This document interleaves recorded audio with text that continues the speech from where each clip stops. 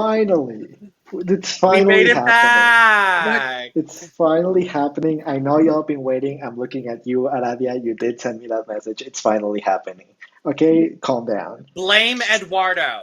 It's I'm his sorry. fault. It is my fault. I am so sorry. Facts are facts. Mexico. Fact or facts, Mexico. I'm so sorry. But you know what? We're here now. And you know what? That's all that matters. Hola, hola, hola, and welcome to the Cup, the Currently Unnamed Podcast, where we put the real entity in reality. And you can always come first to with us to quench your thirst. Oh my God, I cannot speak anymore. Oh my God. I am Eduardo, the Mexican representative of this podcast. I am here to talk shit and get hit. It's been a while. It's been a while. That's why I'm hitting you so much, bitch. That's absolutely fair. I am drinking water today, but I have a little present for y'all because if I wasn't drinking out of my bottle, I would be drinking out of a little special cup. It's finally The debut appearance. yes, the debut appearance of my cup mug. Finally, it is here. And you can get yours at registrations.etsy.com. The link will be down in the description. We do ship domestically and internationally to Canada, Mexico, obviously, and supposedly Brazil. So there are no excuses. It's basically everywhere but Brazil right now. We're trying Brazil. We've had Italian people get it. We've had Australian people get it. It's on its way to Spain. It's going everywhere. Yeah, Brazil is the only place where it really does. Brazil, we're trying. We're trying so hard. But the link will be down in the description below, so get your cup mug. It does arrive, and it's really nicely packaged. So thank you. Thank you, Lana, and thank you, David, for getting it for me. You're welcome. Well, I'm David Healy, and I don't have a cute intro, but I do have a cute shirt. I decided to wear my Abora shirt, yes. Just because. And I'm drinking a nice ice-cold water. How fun. How fun. And hello, hi. Hola. Me llamo Logan Murphy, the algo gay. I'm not changing my headline for this. Sorry, y'all. Y'all ain't getting it today. I'm drinking regular water that I filtered in my Brita filter, not to be confused with the drag queen. Yeah. We made it back, everyone. We did it. Finally. We did it. And we're going to talk about the 5 hours of content between these 2 episodes. MorbiDrags. MorbiDrags, I love you so MorbiDrags. much. I love y'all so much. Y'all are incredible. Y'all are great. We need to cut these a little bit shorter. We just need to make them just a little bit shorter, please, and thank you. A little bit? Hey, MorbiDrags. Hey, I know y'all missed me. It's Logan, your worst nightmare. These were cute. My job here on this recap here today is going to be to highlight the fact that everyone here looked sickening. Everyone here looked beautiful, and that includes the queens, the judges, the hosts, all of them, every single one of the people.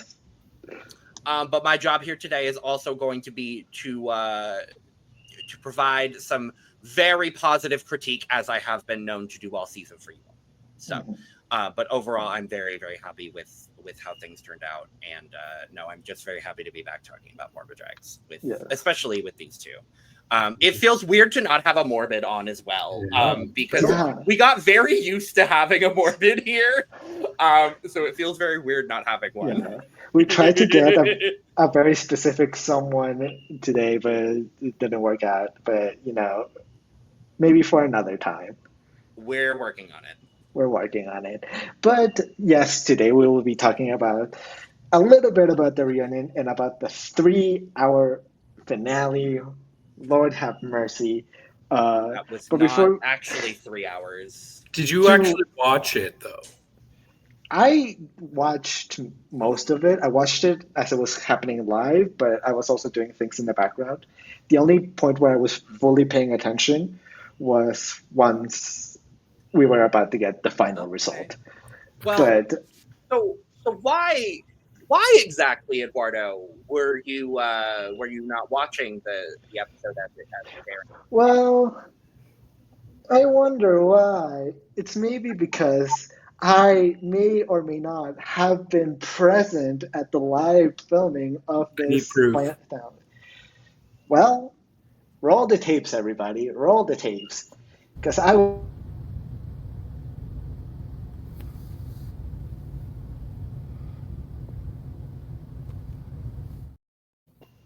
am right He was there. there. I am technically in the episode. Thank you very He is much. technically in the episode. Where is his IMDb credit, MorbiDrags? I need We it. need it. I need to get paid. My rate is very cheap, so come on, pay me, please, and thank you. Yeah, we know you to be cheap, baby. Yes. But yeah, I was there in the finale, so I will give y'all a little behind the scenes of what happened because, yes, you did watch 2 and 40 minutes of the finale, but I had to sit through 5.5 hours of it. So, there were a few things that were cut, and I'm here to tell y'all a little bit about those as well. You're But here to spill the blood, right? yes, I'm here to spill the blood on top of a certain queen.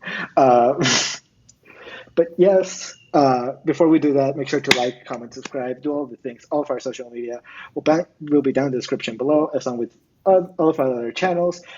Please subscribe. We're trying to get 1,000 new subscribers across all of our channels, so it would really help us a lot if you subscribe to the channel. Please and thank you. Also, all the- while we're at it, not to Yes. completely hijack your intro, but I'm going to give a huge shout out to the audio listeners, because audio listeners, y'all are doing the damn thing. The Spotify, the Apple Podcasts, the other places. It's not just David anymore. For a while, it was David, and mostly David.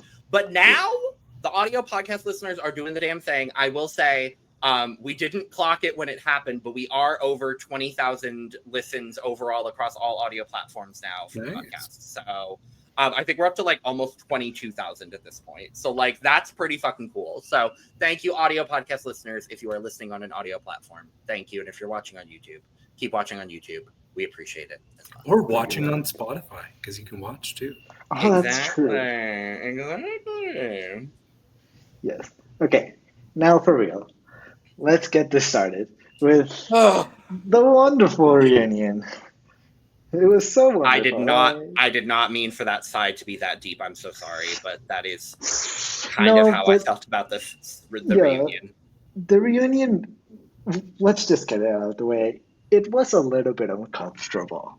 And for people watching that have not watched the reunion, we will be talking about some somewhat sensitive subjects in this moment. So, trigger warning a little bit. Yes. If you want, you can skip all the way to the finale part of this episode. I'm sure we will be timestamped. There will be timestamps. There you go. And if it isn't, it's probably there are always timestamps. Who do you think we? Sometimes they're wrong. Sometimes they're wrong. Anyways. David. Look, there's a story behind that. Yeah, we know. Anyways. We appreciate David Healy for everything he does for this podcast. Let me make it clear again. Yes. Thank you very much, David. Not trying to spread misinformation. I love David Healy. Anyway. Okay, now for real. The reunion. The reunion starts. Yes. Where the hell is Goda?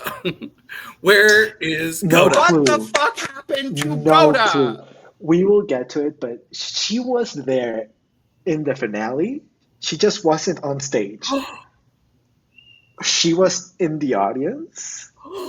Oh. She just wasn't there. We will get to it once we talk about the finale and why I'm confused. But yeah, for some reason we have 10 of the 11 Morbids here. Gouda, for some reason, either was not invited or chose not to show up here. It seems like she chose not to be in the reunion and the finale. Spoiler. Yeah. I have absolutely no idea why. When I went to the finale and asked people around, no one knew.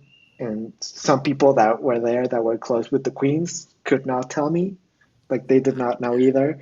So I have absolutely no idea why Gouda chose not to be there, but Gura seemingly chose not to participate in these final 2 episodes. Well, Gura, we if you're love watching, please Gouda. let us know. Gouda, we love you. Obviously, Yeah, we're we love big you we're very big much. cheeseheads here. I love me some We, Gouda. we're just really confused as to why you weren't Yeah. there. I was so sad to see it. I mean, obviously her decision is her own. I respect that. Obviously, whatever's going on, whatever happened, it just sucked to see. I Mhm, was really excited to see what she would do for especially the finale. I was really mhm. excited to see it, but whatever happened, I love Gouda and go support Gouda. Yes. Do it. Now, for real. We start the episode with the wonderful sounds of the whole Morbid cast singing their iconic single Morbidas Morbosas and lip syncing to it. It was a mess, but you know what? Why not? Sure, it happened. Uh, and then we get introduced to our hosts for the reunion. We get our hosts, Astra and Anyasik. And Astra is looking absolutely amazing. And Anyasik is there. Uh, Not too much. I will give Anyasik their flowers for the finale. Not here. That's fair. That's fair. But yeah, I personally don't have a lot to say about this reunion because I was incredibly uncomfortable while watching it. Um, so we do have okay, okay. Before I get too ahead of myself, because I was about to head straight into the big thing, right? So Anyasik has chosen to give the girls one last fisting zone, and our very last fisting zone is the girls are gonna nominate who they think is the most hypocritical. And I did not tally the votes. I did not count how many votes there were. And I didn't care. by this time, the girls were already too drunk. Like, the girls came into the stage too drunk. Way too Uh, drunk. way too drunk. Like, Baby. we'll get to Can it. we It gets worse. But can we all just agree that that was maybe the most egregious error of this entire reunion was that everyone was yes. too drunk? Yes, everyone was too drunk. Especially, I'm going to Everyone. call out people by names. Androgina, Yeah. Sattiva, Yeah. Mhm. I think Satan as well. Yeah. Those might have been the biggest ones, and I'm like, Oh, girl, yes, somebody absolutely. should have cut you off. Yeah. There's a point in which it gets dangerous for you to keep drinking alcohol. And I feel like those three that you mentioned specifically were the three that I was like, yeah, they should have stopped like way, way, like long ago. Mm-hmm. So, whatever, the votes happen. And we end up with a tie between C-Facto and Luxie Luu as the most hypocritical of the season. Slay. Do we care? Okay, Not work. really. Because I didn't give a suppose fuck at this point. the thing is, this was supposed to be a thing of like, oh, we're gonna do like a thing in the end, and we're gonna do a challenge, and whoever loses the challenge is gonna lose one of their touches for Midas. But I believe that never happened. I don't think so. That never happened. They just forgot to do it. Well, So like, I'm going to skip ahead a little bit. Well, we already knew who our finalists were. And they said at the start of the next episode, like all the touches, all the points, all the pins, those don't matter anymore. Everything's gone. mhm. So I'm like, okay, it wouldn't have made a difference anyway. Well, the thing is that it was because they hadn't given out the Midas money yet. Oh, that's And fair. so it would have meant that one of them doesn't get an extra It would have 5,000 messed up. pesos. In the end, it didn't matter because neither one ended up losing anything. So it just didn't end up mattering. And here's where we get incredibly uncomfortable situations between C-Facto and a lot of the other girls. Because this whole episode is C-Facto versus the world. It's just C-Facto versus the world. C-Facto was fighting for her life, and then Sattiva was there. That's truly Yeah. that's truly what was happening. It was C-Facto versus the world plus Sattiva. So So, like, I don't even know where to start in the conversation with C-Facto I feel like because I need to go get some like wine in order to be able to Oh no. accurately process fully, this. I need to be as drunk as they were Accurately right reenact then. it. Yeah, I'm just like, even I cannot tell you. And I am like a fluent Spanish speaker. And like, even I cannot tell you what the fuck was going Okay, on thank here. God, because I was like, what the fuck? Because This entire reunion was the epitome of Alyssa Edwards saying, what the fuck is going on up in here on this day? Like, yeah, because what is mentioned several times is that C-Facto is hypocritical, that she is not really morbid or dark enough to be in this show, and that she He's is playing not the what she appears to racism be, game. and that she plays the racism game. And Androgina specifically mentions that Sefacto is playing the racism game, and that if she doesn't want to be here, or if she chose to quit the season, why she's still here, why she's still showing up. Um, I think Miley mentions on the fact that Sefacto did think about not quitting the season and actually winning the show, but ended up not doing it. And then that brings up a whole situation of whether Sefacto should even be at the reunion or at the finale, or whether she deserves to be part of this community because everyone fights so hard to be part of this community, and Sefacto, quote unquote, gave it all up. So it's really complicated now, situations. now here's where I come from it. C-Facto is at the reunion and the finale because that is what she was contractually obligated to do. Yes. That's where the conversation ends for me. Mm-hmm. And Androgina and frankly Miley, for that matter, looked messy as fuck here. Yeah. And it just didn't make sense to me. We'll get to the whole Satan situation because Satan also looked incredibly messy here. Um, Actually, this is the around the time where it should be mentioned. Um, Yeah. so this is where Satan does bring up some very heavy allegations against the facto. And now we did not get the whole story. I did not understand half of the thing that was happening because, as we have said before, they were incredibly drunk. And so Yes. I'm sure that it made sense in their brains, but to me, as someone that was like watching it that understands Spanish, I was confused. I did not see this specific reel that people are talking about that really brought something up. I don't know I what's didn't happening. see it either. What supposedly happened is that Sefacto, at some point in the season, touched Satan in a way that she felt was inappropriate. In which way, we don't know. And it seemed like it was a misunderstanding, according to what I understood. But at the same time, there was a whole fight about how Sefacto, instead of saying sorry, defended herself, and that made her look even more guilty. And I don't know. It was a whole situation in which even I cannot fully tell you all of the ins and outs of the situation.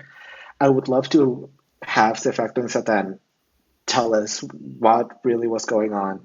What are both sides of the story? Because truly, at this moment in time, I do not know what was going on. I don't understand what was going on. And if the allegations are true, then that does mean something, and that is important for me to know so that if they are true, I stop like my support for someone that does something bad. But if someone Yeah. isn't doing something bad, then I still want to support them. So I'm just incredibly confused. Mm-hmm. And the reactions, like usually if somebody puts forth such a strong accusation, people would, I don't know, like display some sort of emotion behind it. And everybody was so casual Mhm. about it. And I'm like, why are they taking this big accusation and just talking about it so nonchalantly? So that I think that added to my confusion. I'm like, did these auto translate mistranslate that? Did I read that wrong? I was just Okay, because confused. I was gonna ask you about that, David. Because this entire situation, I was so confused.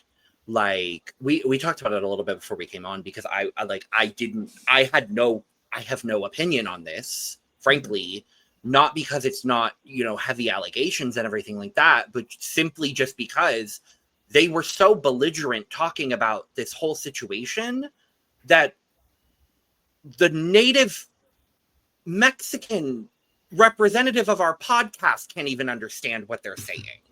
So it's like, if he can't understand it, then it's David and I are fucked. You know what I mean? It's like, and this is not to downplay anything that Satan is saying, but I agree with what you are both saying. It's like, for me, what it comes down to is time and place. This was a very drunk situation. I understand it's the reunion, so I guess this is a time you could bring it up. But baby, it didn't look good. I'm just gonna say it point blank. It didn't look good, and the way that and I agree with you, David. The way that everyone was speaking about this scenario, and the way that it kind of just got brought up and then moved on, was so weird. Yeah. Like, and that's kind of how everything happened in this reunion. And I a lot of it has to do with the alcohol. I think, I think it goes without saying, production has probably learned not to, there are things that production has learned. Yeah, I hope so. I'm not gonna harp on it too much. I think there's a lot of things production has learned from this reunion. I think it's dangerous. I think this situation is dangerous for everyone involved. That's where I'm going to leave my statement on it. Yeah, I agree with that statement. So, well, Satan doesn't stop there.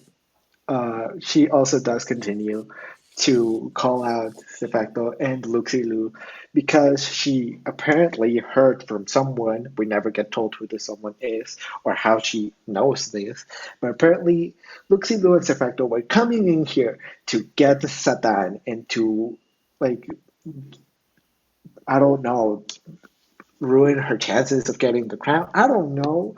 She claims that Luxie Luu and Satan and C-Facto are trying to, like, sabotage her in some way, shape, or form.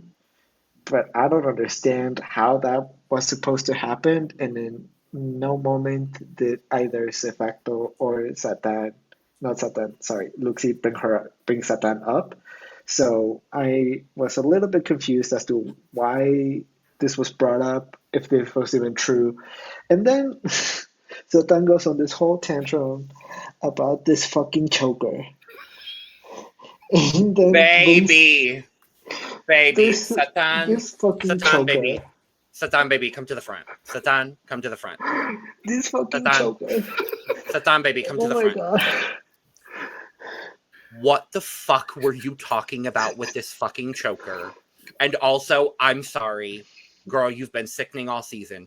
No one gives a fuck about this No choker. one gives I'm a fuck. sorry. I hope No, Luxie wears that in every single performance I hope she for does the rest too. of her career. Luxie, baby, wear the fuck out of that choker until you physically cannot wear it anymore.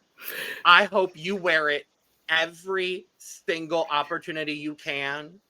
And I hope you post every single time you wear it. Mm-hmm.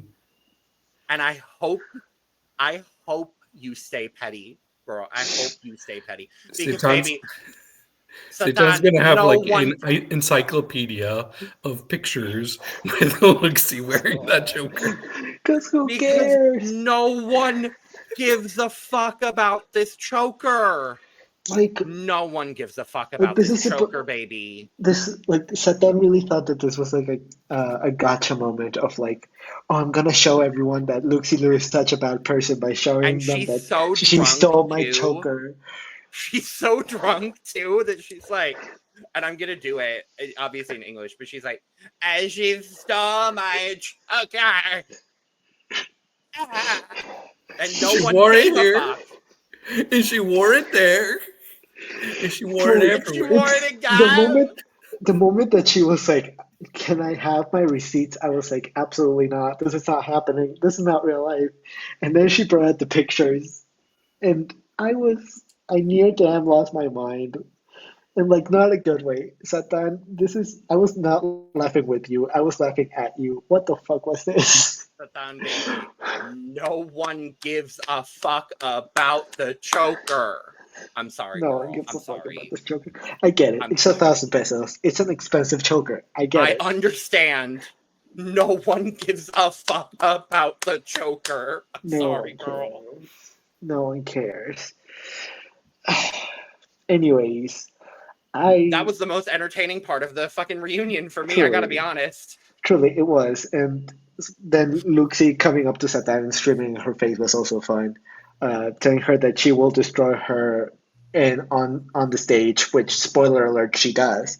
But Well, that's yes. about it. That's about the most like iconic part of the queens themselves. We Well, will there was get a part to with another character. Sativa and her Oh rant. It Lord. started against De-Facto, and then Who? it went to Maely. Sativa Mean. Yes, Who? that's Who? right. Sativa Lean. Sativa, Oh, who? Sativa. I love you, Sativa, and I thought you looked great. Girl. And out of She looks everyone in sickening. the We'll talk about her reunion look and look over here. yes, But baby, and out of everyone in the reunion, you were the one that was the chillest. So shout out to you for that. But also, you were the most drunk, and girl, you were incoherent, incoherent. Like the strings of thoughts that, like the jumping of hoops that we had to do to get to point A to point B was wild. But yeah, so Sativa brings up C-Facto because of the fact that she's like, oh, she's not dark enough. She's not dark and she's not scary and she's not this. And then she brings Maely up because she also believes that Maely is not dark enough and that she only does like this type of drag because I don't know, and that she like this pretty drag so that she can live and that she can pay the bills and that she's not really dark enough because she's not committed to being dark and that queens fight. Queens, us dark queens, we fight for the right to have money and like have like the same space than all the pretty girls. And you know what? It's a very important conversation to be had, but it's what a it's conversation that should be had when we're not drunk. We all need to be sober to have this conversation, and we know we this isn't it coherent. It wasn't it coherent. is certainly a very valid point to be made. I do Yes. agree. I hope that just by MorbiDrags having this first very, very successful season, because I want to point out for all of the things that we're going to say that need to be improved. I'm not going to say that it was a bad reunion or finale because it wasn't, but there are Mhm. obviously things that need to be improved on this Yes. finale. But I hope by this being a very successful first season, because it was. This first season was very successful.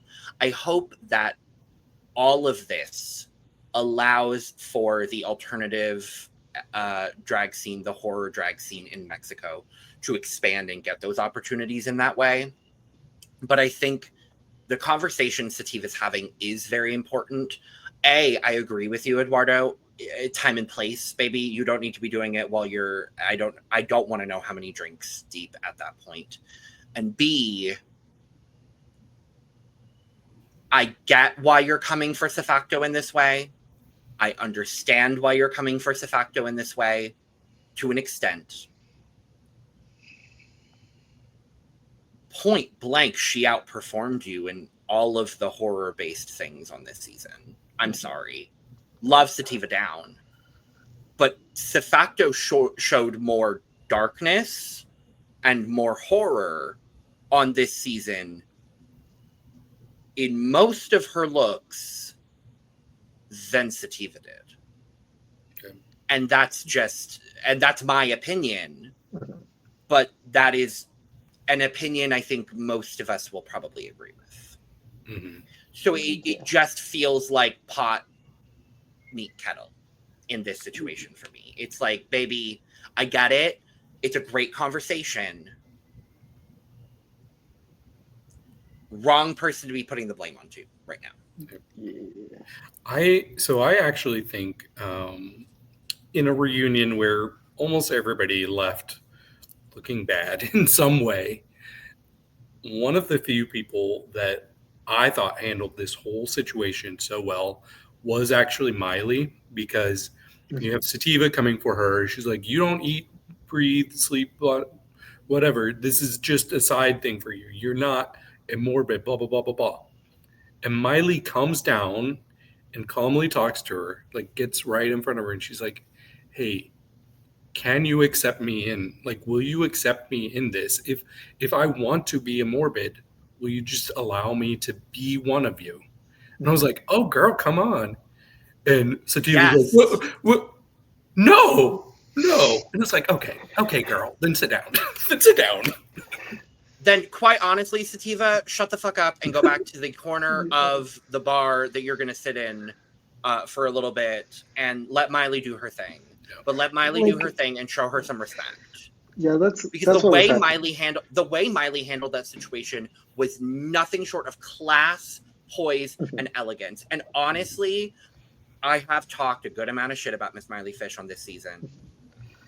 She has proven me wrong at every single fucking corridor. And this reunion, I gained even more respect for Maely.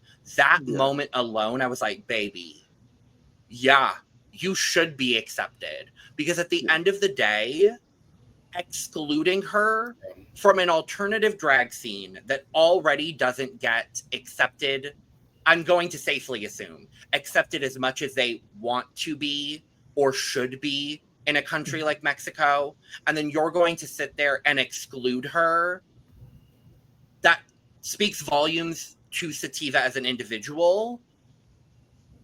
And I don't think speaks volumes to the community on a whole, because ultimately, why would MorbiDrags have cast Maely Fish if she wasn't capable of showing everything on the show? As I said on this season, why did they cast Maely Fish? This is the reason they cast her.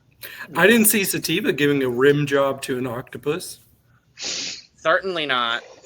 Yeah, because Sativa wasn't a finalist and Maely was. And you see, I think Sativa means well. I just think that she was too drunk to really understand what she was saying. Because watching it, she wasn't saying like, no, you are not allowed to be part of this. She was like, you can be, you just have to do it the way that we do it. And I don't think the words that she used were the correct ones. I think she meant like, you have to, like, we fight for it and we like live, breathe, and do all of these things.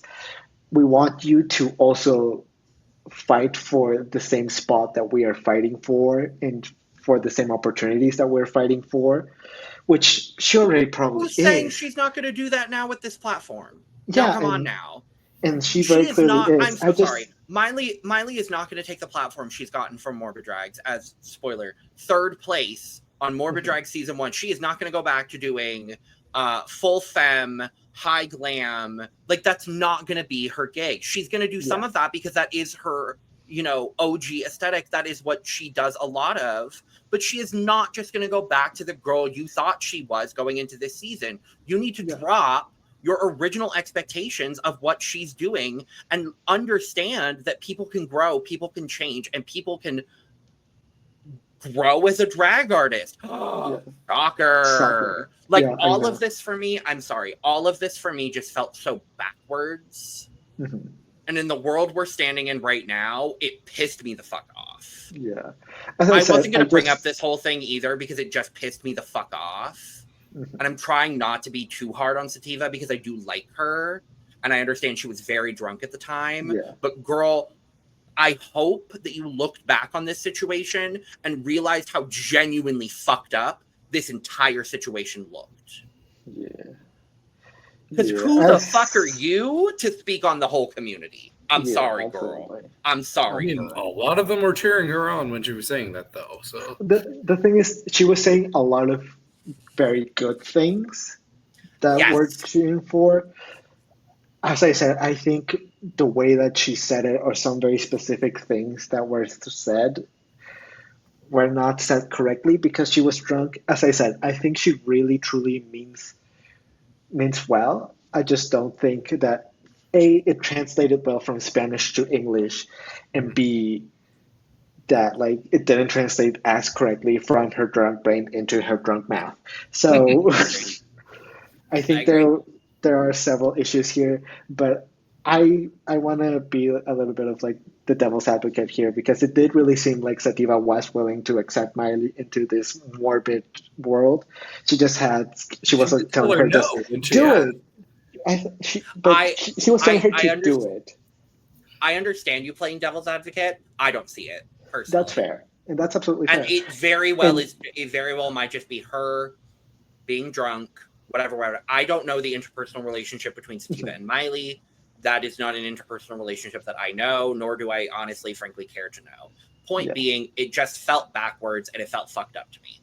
yeah. So Also, I Gatekeeping. think it's funny to have that conversation when, spoiler alert, the winner of the season, the day after she won, was doing femme drag.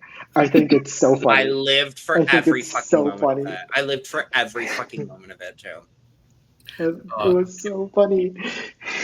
Can I get into my least favorite thing about this reunion was how drunk they let everybody get. Can I get into my second least favorite thing though? Yes, please do. Sure. So they opened up the questions from the Oh audience, Lord. and Oh Lord. you All know, right.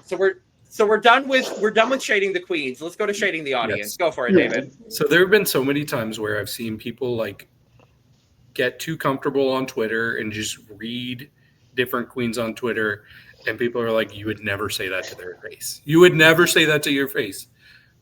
We found the people that would. We And found then they the, did. We did. yeah. And then they did. We start off with this bitch. I'm gonna call her a bitch, and not in an endearing. That bitch. This Yeah, bitch. no, yeah, you're Who right. is all on C-Facto's ass. Like, when are you gonna start showing us morbid? When are you? And poor C-Facto there, like she didn't even defend herself as hard as I would have if I were. Yeah. Like she did. She did throughout the show. Were you watching? That's what I would have said to this. Did you watch the show, Tamar? Did you watch She the just show? said it with Like, this air of arrogance, you know? yeah. Like she was It really was pissing me off. nasty.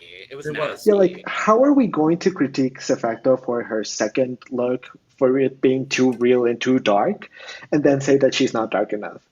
Like, what's going on here? Like, is she too dark? Is she touching on subjects that we don't like too much, or is she not dark enough? What's going on here? Yeah. She was just too comfortable. And I really appreciated Astra calling her out immediately. Thank you, Astra. Because like she was like, yeah, and I'm not just talking about her, but I am talking about her too. I'm like, come on, Astra. And then there was another jerk in the audience who came for Luxie, and I think Sativa was coming for them, and Sativa was about ready to get up and fight this guy in the audience. So I was like, come on, chill out, people. Like, it's okay to ask respectful questions at the reunion. Yes. You don't have to get your licks in. Where's your drag? You're not on the stage performing. No, fully. Like, hello? Hello? Screen the audience. Yeah, we have two. MorbiDrags, hi, hello. As someone that was in your audience, we need to tell people when to stop. Because there were issues in both live shows where the audience was doing stuff that they weren't supposed to do, or were being too loud or not respectful enough to some people. I know that it was cut, but like the amount of times that people were screaming while the the conclave was trying to give their critiques to the girls was too much, and to that one person that was right behind me that just screamed the whole show, shut the fuck up. Someone should have just thrown them out. Because I remember they were screaming so hard, so long, to the point where when they started screaming, other people started screaming, take them out. Get them out of the theater. Period. And they never did. But they should have, because there comes a point in which the audience is too disruptive, and you have to just take them out of the audience. Mhm. You have to take them out of the theater. And I think we have to be a lot more careful with who we give a microphone to, and like with warnings of us to like hey, audience, you're not being respectful enough. We need to know when enough is enough as well. So I don't blame production for any of this. I blame the audience for all of this, but we need to be just a little more careful with who we give a mic to. Yep. I'm ready I to don't have get anything into else. this finale. I was gonna say I don't have Yeah. anything else to say on that topic because you said everything that I didn't need to step in as their worst nightmare. So thanks, Eduardo. Yeah. There you go. Finale. I'm much higher time. on the finale. Oh, yes, Yay, absolutely. finale! Yay, finale. So another critique that I do have, I will give I think my biggest critique on the finale. If the ticket says that it starts at 7, start at 7. I understand that we as Mexicans are stereotype, like we have the stereotype of being late. I get it, but like if the ticket says that it starts at 7, I am showing up 6:30. I do not want to wait 2.5 hours to watch the damn show. Oh. It I understand. Did you make I friends? absolutely understand. I made like 2 friends because the thing is also everyone fucking knew each other. Fucking everyone knew each other, and I did not know anyone. So I was just there, just like, okay, because it seemed like all of the Morbids had their friends come, and all of their friend groups kind of had intertwining people between each other, and then I was just there. I was just there. Shout out to what was your name? Shout out to Karim. Shout out to Karim, who is Luxie's friend, the one that stood with me the whole time. Shout out to you. You were wonderful. You were amazing. She was the one sitting to your left. No, you can see someone with like a cowboy hat. That's him. Okay. Do we need to play the video again? I don't know if he wants to be perceived, but I was gonna say just so we could perceive Eduardo again because baby, you look sickening. By the way, you look good. Thank you. I had my sleeveless shirt and I felt very cold because it was raining the whole day. So sacrifices. Well, you looked good at least. Shout out, yeah. But yeah, shout out to Karim, as I said, for standing with me and being with me. Also, I don't know if you were able to see it, but I want to shout out Insecto, who is one of the makeup artists that works with MorbiDrags. I think specifically with Kovac as Kovac's makeup artist, because that bitch showed up as the creature from the Black Lagoon, as if it was nothing. Just showed up walking around as the creature of the Black Lagoon. I thought it was so iconic, so funny. And me and Karim were walking to the store to buy cigarettes and gum, and she's just there in the store as if nothing was happening as the creature from the Black Lagoon. It was so funny. It was so funny. Shout out to you, bitch. You are an icon. I love you so much. I don't even know you, but you are an icon. Anyways, now we can get into the actual finale. And we start with with the only time in which we see Visor in real life, in the flesh. For real. He's real. I saw him for real. And he was, oh my God. It was so funny. It was so funny because they were setting up and you could just see him like shimmying his way to his little platform, getting on top of his little platform. And then the sound starts. And then once his section starts, he just gets off his little platform and walks away. It was so funny. I love that. It was so funny. I love him. We haven't really touched on him at all this season. Right. Like we've kind of like skipped past the Visor moments. I've really enjoyed the whole narrative we've gotten the whole season. It's actually been one of my favorite parts of MorbiDrags this season has been the intro sequences with him. I just like the whole narrative quality of everything. I've talked about it all season, but just like the narrative quality and the whole like the entire lore of MorbiDrags has been really cool, and he's been such a big part of it, obviously doing the intros and like closing out the recorded episodes as well in the way that he did in the last episode. So no, I absolutely loved it. There's no White Rabbit in this episode though, was it? Y'all didn't get to see it, but he did show up. because they did, like, at some point when they're introducing everyone, like all of the Holy Trinity and all of the conclave, the photographer and the White Rabbit also came out, and the photographer actually threw out penis candy, like little gummies that were in the shape of a penis. I have it, actually. I still have mine. Hold on, I still have mine. Not the penis candy. Yeah, the penis gummy. It's right here. Yay! Come on, penis gummy. Yeah, he was dressed as a piñata, so he was throwing penis gummies. That's so sickening. Yeah, I thought it would that's show. so They would show it. I'm sad that they didn't, because monetization purposes mean they probably couldn't. I guess, but like you couldn't tell that it was penis candy until you grabbed it and saw it. So like I was there. I couldn't tell. I don't know. Anyways, we start the actual reunion. Not reunion, the finale. We start the actual finale with Alex. Alex wearing the best outfit he's ever worn, and I think he's also wearing contacts. He looks wild. He looks wild with those contacts. He was reminding me of Nelania out of drag. I don't know why. I kept looking at him. I'm like, how do you look like Nelania? Hold on. Wait, hold on. No, hold on. Look at this and see. Hold on. Wait a damn minute. Wait a damn minute. Hold on.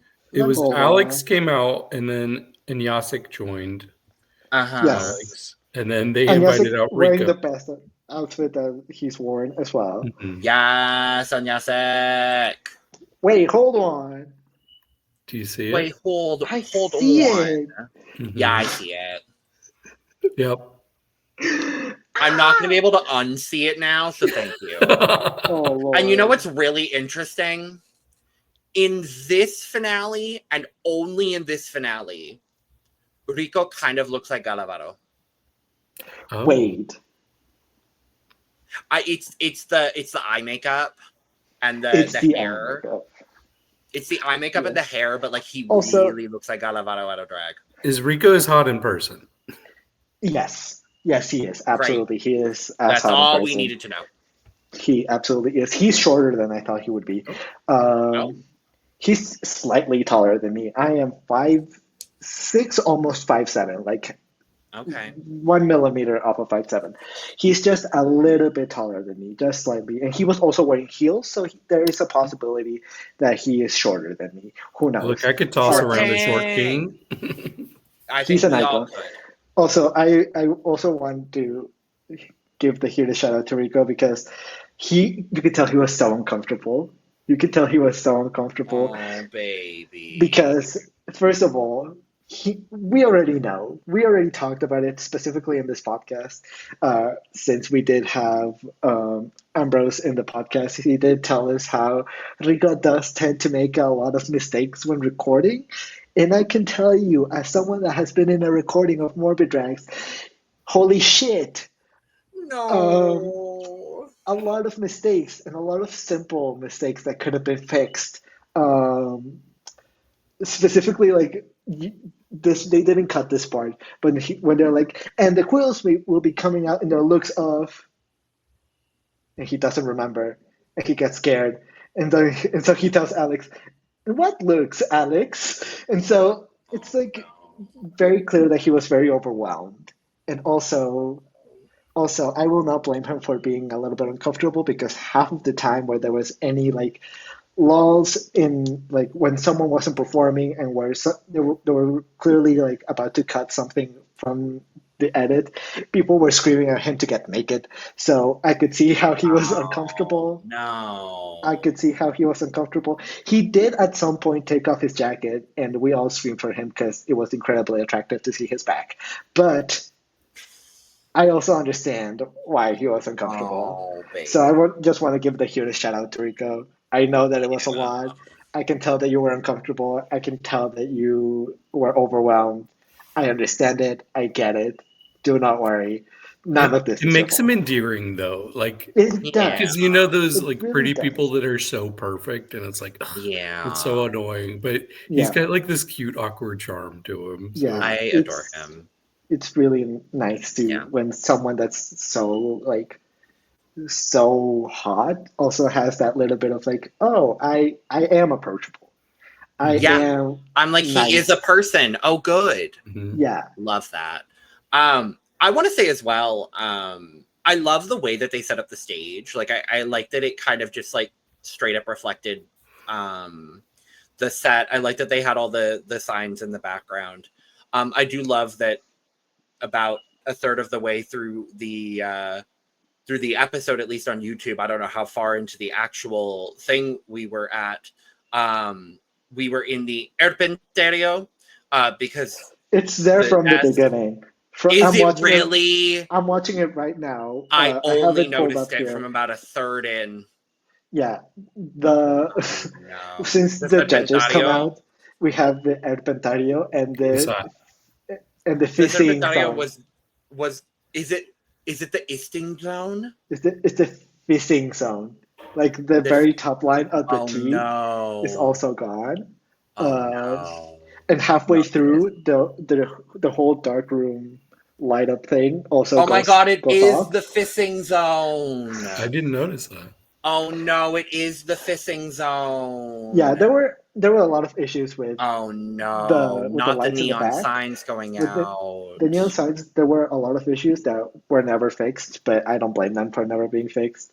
But yeah, we get our introduction.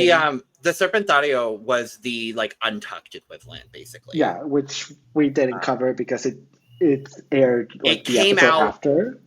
Yeah, it came out like 2 days after we filmed our reactions because we were trying to get them out as soon as we can.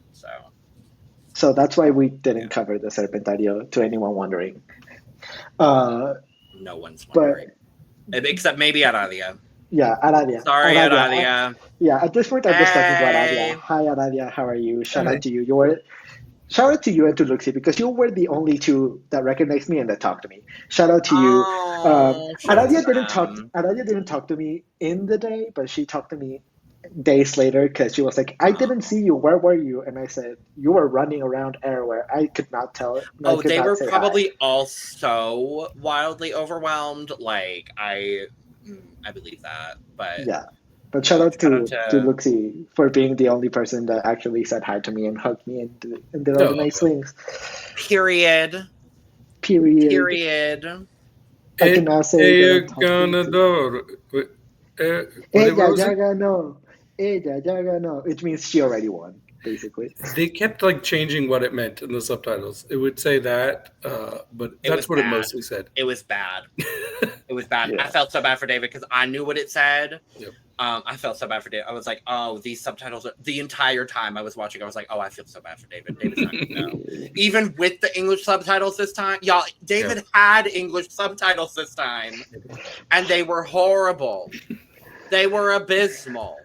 They were disgusting. This is why you need to either get Aradia or me to do this. MorbiDrags. Come on, somebody, please. I am willing to do this for cheap, please.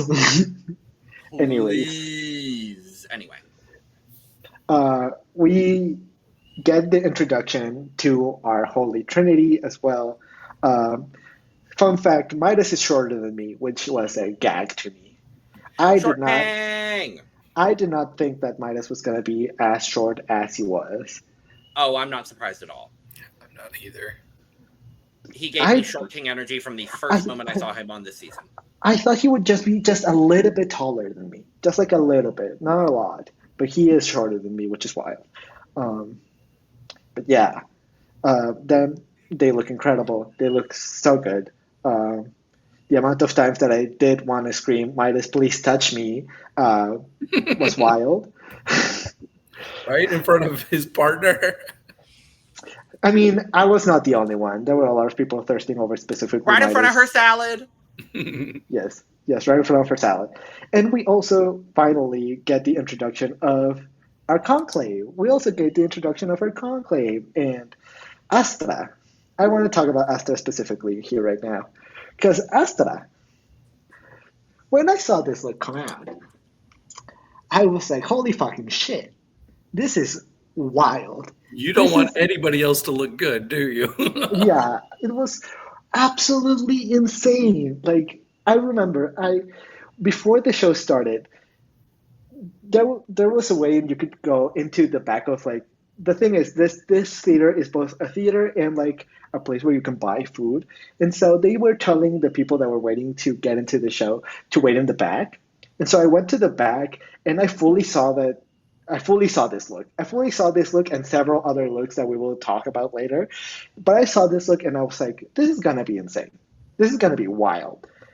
And then I saw it on the stage and I was like, it looks it looks even better. What the fuck? I didn't know that was possible. Like, I saw her with the mask on and the dress on, but then the headpiece showed up and like, it was wild. It was wild. Full cup. Full cup. Absolutely full cup. For My for limbs cannot stop flailing for how much I fucking love that. yeah. Also, shout out to Paradox and Arcana. They also look incredible. Oh my god, Paradox looks sickening. Arcana Paradox looks looks great. sickening. Amazing too. Paradox looks sickening. I did like how they referenced like Paradox. You can't find her on social media. We It's can true. find her. We found her. Well, she found us. Well, she found us. That's more like it. Spoiler. Maybe. Hopefully happening. I am very curious about Jazz Reyes and if this is somebody you know. I will say this. When I saw her and I saw like the name, I did not immediately recognize her. Okay. But then I saw like there's a little thing that was cut. Maybe someone lip synced to one of her songs. Maybe there was a lip sync battle to one of her songs, and then I heard her song and I was like, oh, I absolutely know this song. I did not know that this was the woman that sang this song. And I will say this. Out of all of the like very special guests that we've had in this season, she has to be one of my absolute favorites. Okay. I loved her. She was so fun. You could tell that she was having so much fun during this, and you could tell that she knew what the fuck she was talking about and what she was doing and what she was here to do. Because we know we had a lot of complaints with some of the people that they brought in to be guest judges, because it was very clear that they did not know that this was a drag competition show. It's very obvious that Jazz knows that this is a drag show and what she's here to do and what she's here to present. And when she spit out that blood Yes. on the runway, the theater went crazy. I was going wild. She is so iconic. I love Jazz so much just from this from the 5 hours that I was in the same room with her. It was so iconic. She was so iconic, and she was so nice to everyone. I love her. I love her so much. Even to the man that was screaming at her, constantly asking her to sing, she was constantly so nice. She was so nice, and she was having so much fun. I love her. I love her. She's she's a legend, and she is a moment. Now, come on now. Anyways. Did not know this woman before this. Followed her on Instagram afterwards. Honestly, I thought she was sickening. She was. She is absolutely sickening. Love and it. if you have not heard her song Pierdeme el Respeto, go check it out. It is an iconic song. I probably should go do that. I love that song. And that's the song that, spoiler, some people lip sync to. So, Okay. which y'all didn't get to see. We will talk about it once it happens. But I may or may not have seen 3 lip syncs that y'all did not see. Anyways. You didn't sign an NDA, did you? I did not sign any NDAs. Yeah. So I can tell y'all about it. And it was so funny. We will get to it because it was... Not everything went according to plan. And so... Or Floor. Justice for Floor.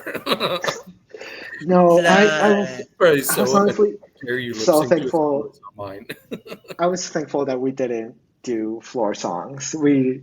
Spoiler, we did Lady Gaga songs, and so Oh, thank God.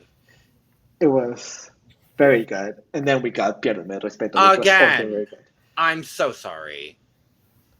What is the MorbiDrags aversion to doing songs in Spanish? Well, Please, someone enlighten me. The jazz. very last one was Jazz's song was in Spanish. Okay, great. So What is the MorbiDrags aversion to songs in Spanish? I don't know, girl. I don't know absolutely either. didn't Also, know. what I would like to know, why did it take 30 minutes for us to be introduced to the cast of this season?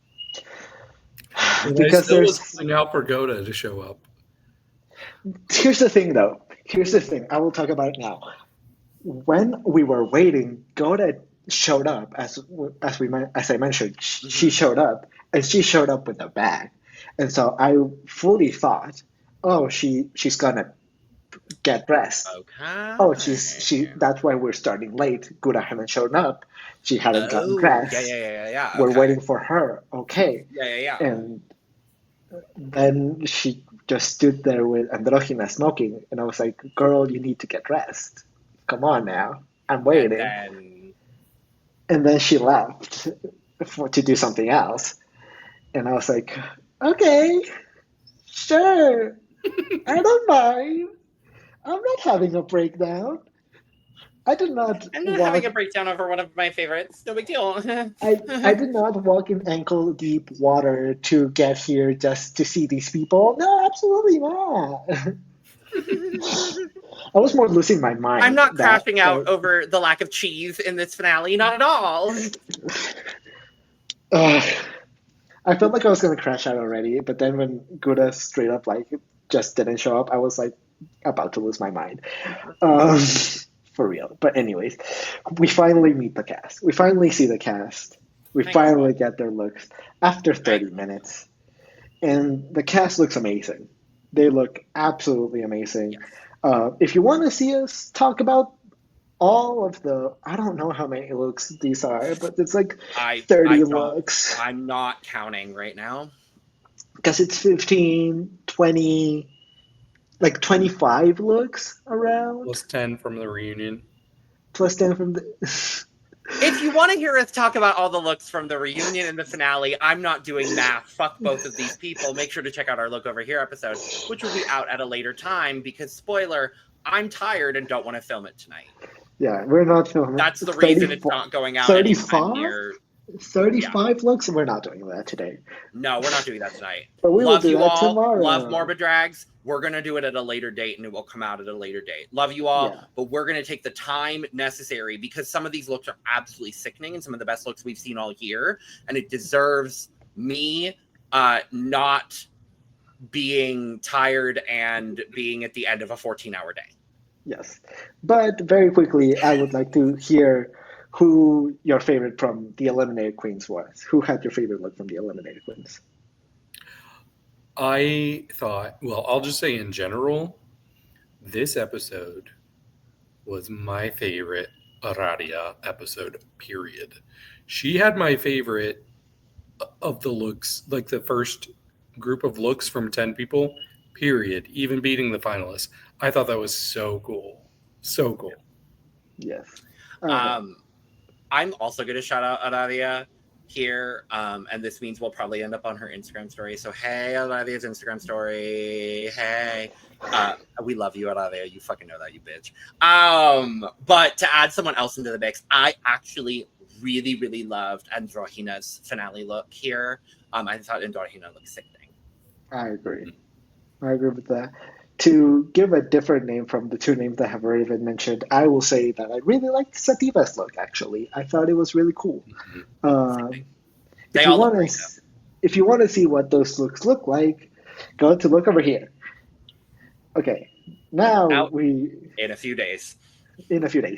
But now we get to talk about the looks that actually matter.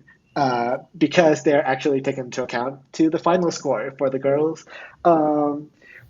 here are the 5 finalists with all of their looks, and the category is um, what was it? Evolution, yes. Uh, Evolucion. So what the girls are going to do is they're going to give us 3 looks, all of them evolving from the past look. So Are they on paper? they're supposed to be. Not everyone followed the theme. I'm 3 looking at people followed the theme. yes, 3 people followed the theme.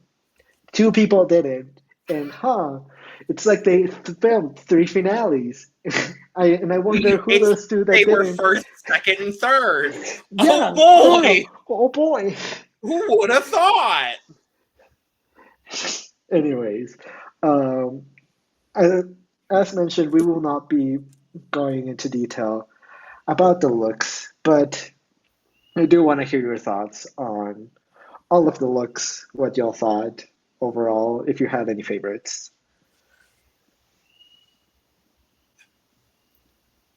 From the finalists, I Yeah, would from the say. finalists. I think the obvious one that we're all going to talk about here is Dystopia. I think Dystopia looked sickening. I loved every bit of what Dystopia did here in this initial look, especially. I loved this, so I'm gonna say Dystopia. Yeah. I actually it was not my favorite from Dystopia, the first look. But I really liked Satan. I thought Satan had my favorite of the first 5 looks. Mhm. I think out of the first 5 looks from the finalist, I have to agree with you, David. I think Satan had my favorite, but I also find myself being absolutely biased towards Luxie That was my because Well, yes, because obviously. obviously we know Luxie. We've talked to Luxie. I talked to Luxie before, and she did tell me what her package was all about. She did tell me like it's all about cats and kittens, and like she did tell me I'm a little worried because I don't know if it's like gonna be dark enough or if it's gonna be morbid enough. And like people tell me that it's not gonna be morbid enough, but I think that I have it in my blood. I think I have it. I think I just excel in being morbid. And spoiler alert, she does. She absolutely does, and she did. Um, but I also want to give a huge shout out to Sandovalisima because although this look is not specifically morbid, it is iconic. This is fashion. Yes. This look is fashion. Yeah. Absolutely. Loved this. Yeah. And then Maely Love, was love, also there. Um, Yeah, this first look from Maely was not the full tea. We'll talk about it it. wasn't it. No, it was. That's Room that's why I to spoiled go it. She up. gets that. Yeah, And she certainly and Lord, does. she does. She certainly Then does. we get an incredibly long interview with every single finalist, Oh, um, baby. in which we get asked the very all the very stereotypical questions of like, why should you win the crown? What inspires you? What would you tell your 5-year-old self? Like, I thought I know you said stereotypical.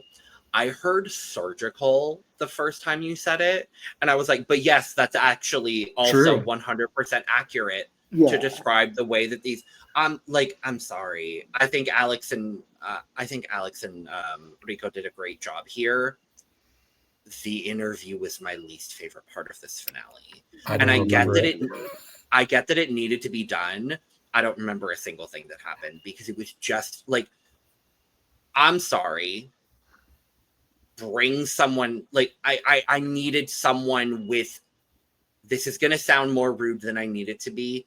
I needed someone with a bit more of a bigger personality and a bit more like, not enthusiasm, but I needed someone like an Anyasik to be doing these interviews.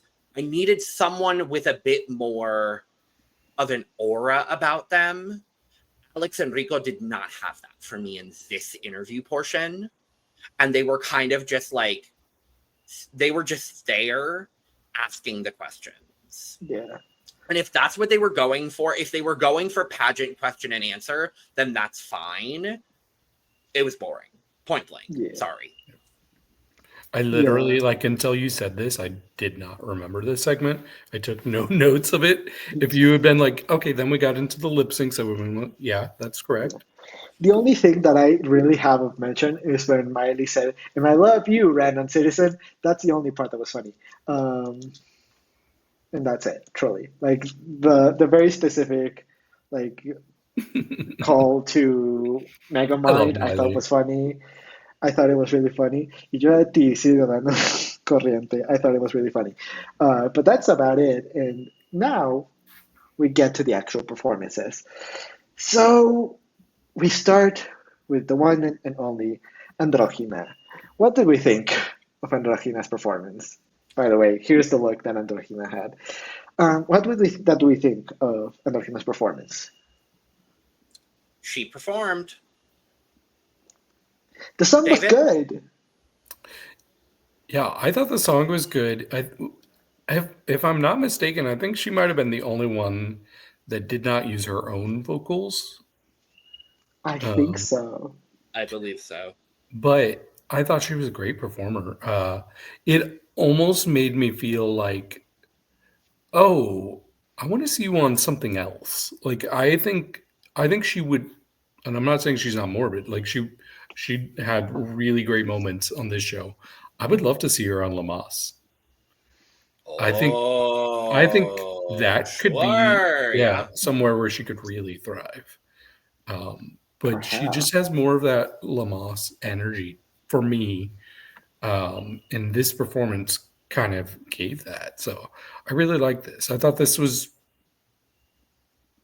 I was about to say in the top half. It might have been like at the top of my bottom half of performances of the night. Yeah, that's about fair. I remember when this was happening, I was like, this song is so long, there's no way they're gonna show the whole thing. I was like, this song felt just so long, and I'm sure it was just 3 minutes, but it felt so long. I have absolutely no idea why. But yeah, she performed. I thought she did a really good job. This was her best performance of the night, because spoiler alert, she was in the lip sync and she did not do a great job. But uh, yeah, she did a good job with this song. I thought she brought energy that was good. Like, if you are the person that's starting the performances, you have to set a tone, and I thought that Androgina did a pretty good job at doing that.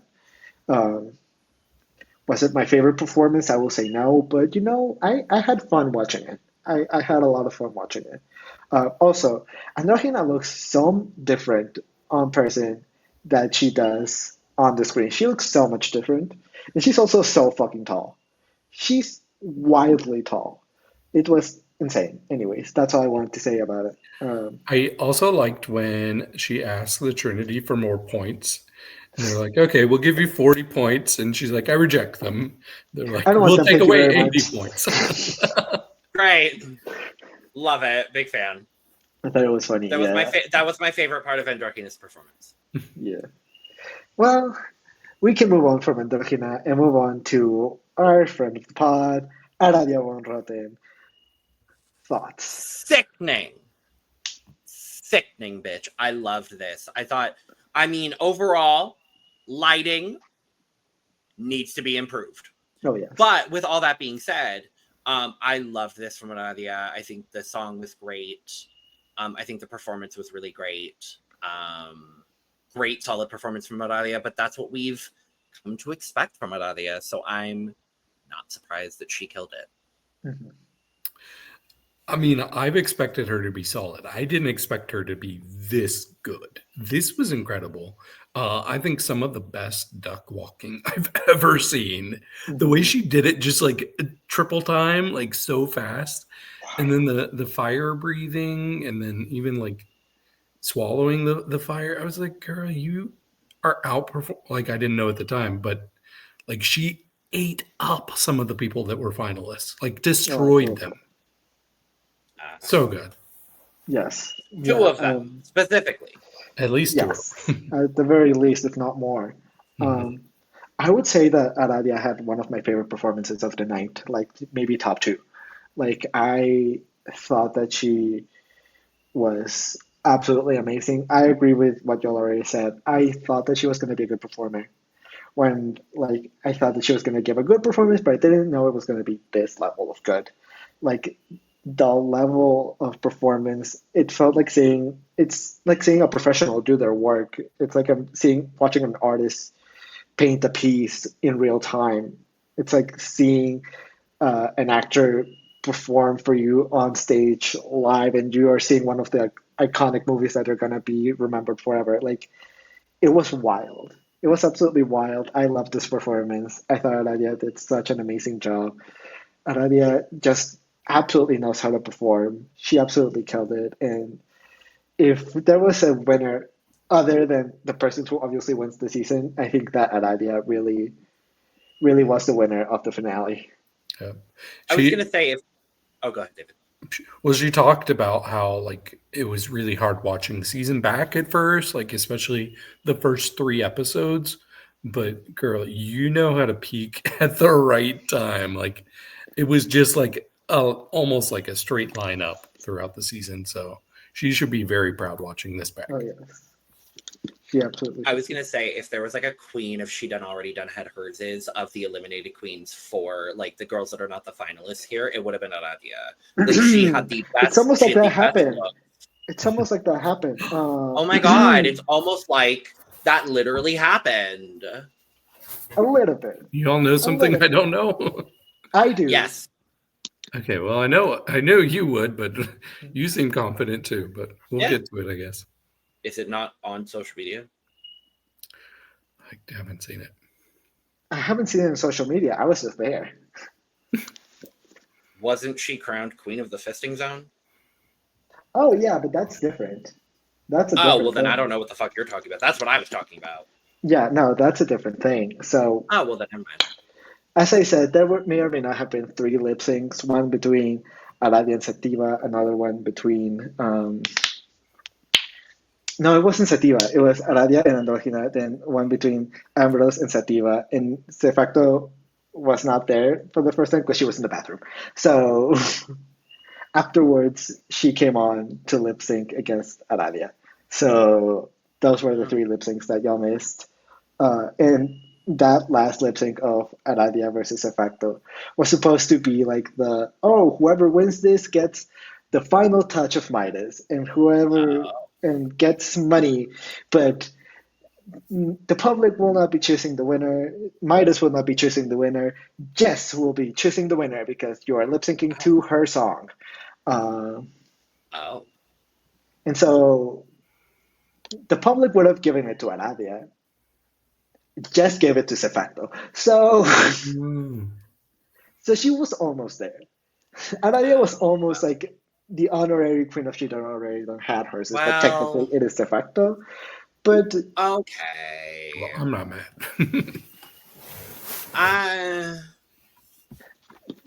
As someone that watched it, Aradia should have won it, but that's just my opinion.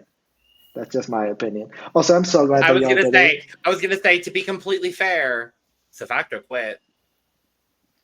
No shade. Anyways, what I will say though is I'm so glad that y'all didn't see the Sattiva and Ambrose lip sync because that was a mess. That was a hot boo-boo mess. The amount of times that I think Ambrose fell about 4 times. No. Because what was happening was... So Ambrose the first time falls just because of his heels. Just their heels enough makes them fall. Those were tall hills. Really tall heels. I think Ambrose had the tallest heels out of anyone. Then I think Sattiva saw that Ambrose fell and pretended to fall. Because to me, it looked like a fake fall. It looked like a fake fall, but it could have been a real fall. But like very quickly, like 2 seconds after, Sattiva falls in the exact same spot that Ambrose falls. Then Ambrose's ears, which let's get to it actually, because Ambrose is the next performance. Ambrose has these ears. Yep. They fall off, and Ambrose starts slipping on the ears that are on the ground. It was Jazz's blood. All No, of that no, blood. because they cleaned No, it that was blood her up. blood. They cleaned that blood up. Oh, and this was afterwards. This So was whose after. blood was it? This is the new controversy. Whose blood was it? No, because Whose blood was on the floor? speaking of blood and the cleaning of it, I want to give a huge shout out to the sickers and to the cleaning lady. Oh, Because yeah. the cleaning lady was such an icon, and every time that she came out, all of the theater started screaming for her, like, "Yeah, we love you. She should win the season." It was so funny. Yes. She already won. She She already won. already won. And I also want to give a shout out to the sickers because I have a picture of them drying the floor with pieces of cardboard. What?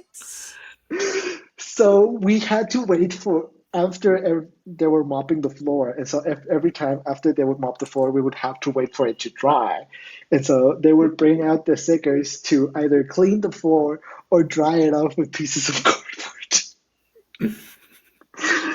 So shout out to them. Cardboard? Yes, Baby. yes. MorbiDrags, y'all have budget. Y'all have They a obviously budget. weren't counting on this happening. Yeah, Okay, this was cool. clearly an Okay, oversight. cool. We know what to do for season 2. Not Ugh. cardboard. We need a better. We need to be more efficient with the cleaning of the floors because I think that's what took up most of the 5 hours. Anyways, Ambrose's performance. What did we think? Wonderful. That's exactly how I feel. I think that speaks volumes. That's exactly how I feel, honestly. Yeah. I'm so sorry, Ambrose. Ambrose, baby. This is our last time to talk about Ambrose this season. Ambrose, baby, we adore you. Make that very, very clear. We adore you. We think you're sickening. Period. Yeah, I did think the facial prosthetics were interesting. Interesting is a way to call them, yes. Yeah.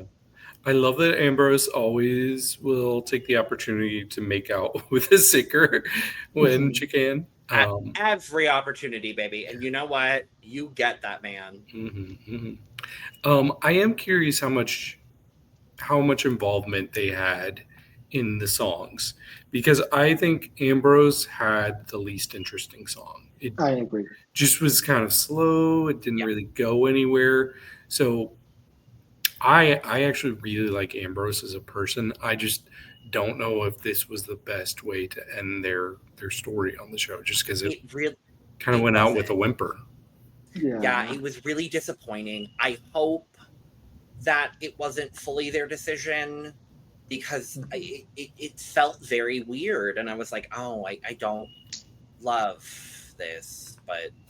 Well, at least that's the last that y'all saw of Ambrose. The last I saw of Ambrose, that's when she was falling all over the damn stage in a in a bad lip sync. It was a bad lip sync. See, and I was looking for, because you told us that there were lots of falls, so I was looking for them. The only one I remember like really noticing is Maely, and she recovered very well. Oh, yeah. There was one in Dystopia that I will get to, but it really took me out of the fantasy. But yeah, moving on. Let's talk about Sattiva. Wearing a Yay, less drunk. Good for you. What do we think of Sativa's performance? So, is this the darkness that she was talking about wanting to see from C-Facto? Supposedly. Okay. Yeah, I know. I agree with you. Those are my thoughts. I agree with you. I thought her performance was decent. My problem was, like, why didn't she get the same advantage Androgina got, where it's a different person singing? Because vocally, this was rough. This was not good singing. Like, this is like edited and recorded. It just was not pleasing to my ears at all, but she performed decently, so I'll give her that. It wasn't super memorable, though. Yeah, she did better in the lip sync, that's for sure.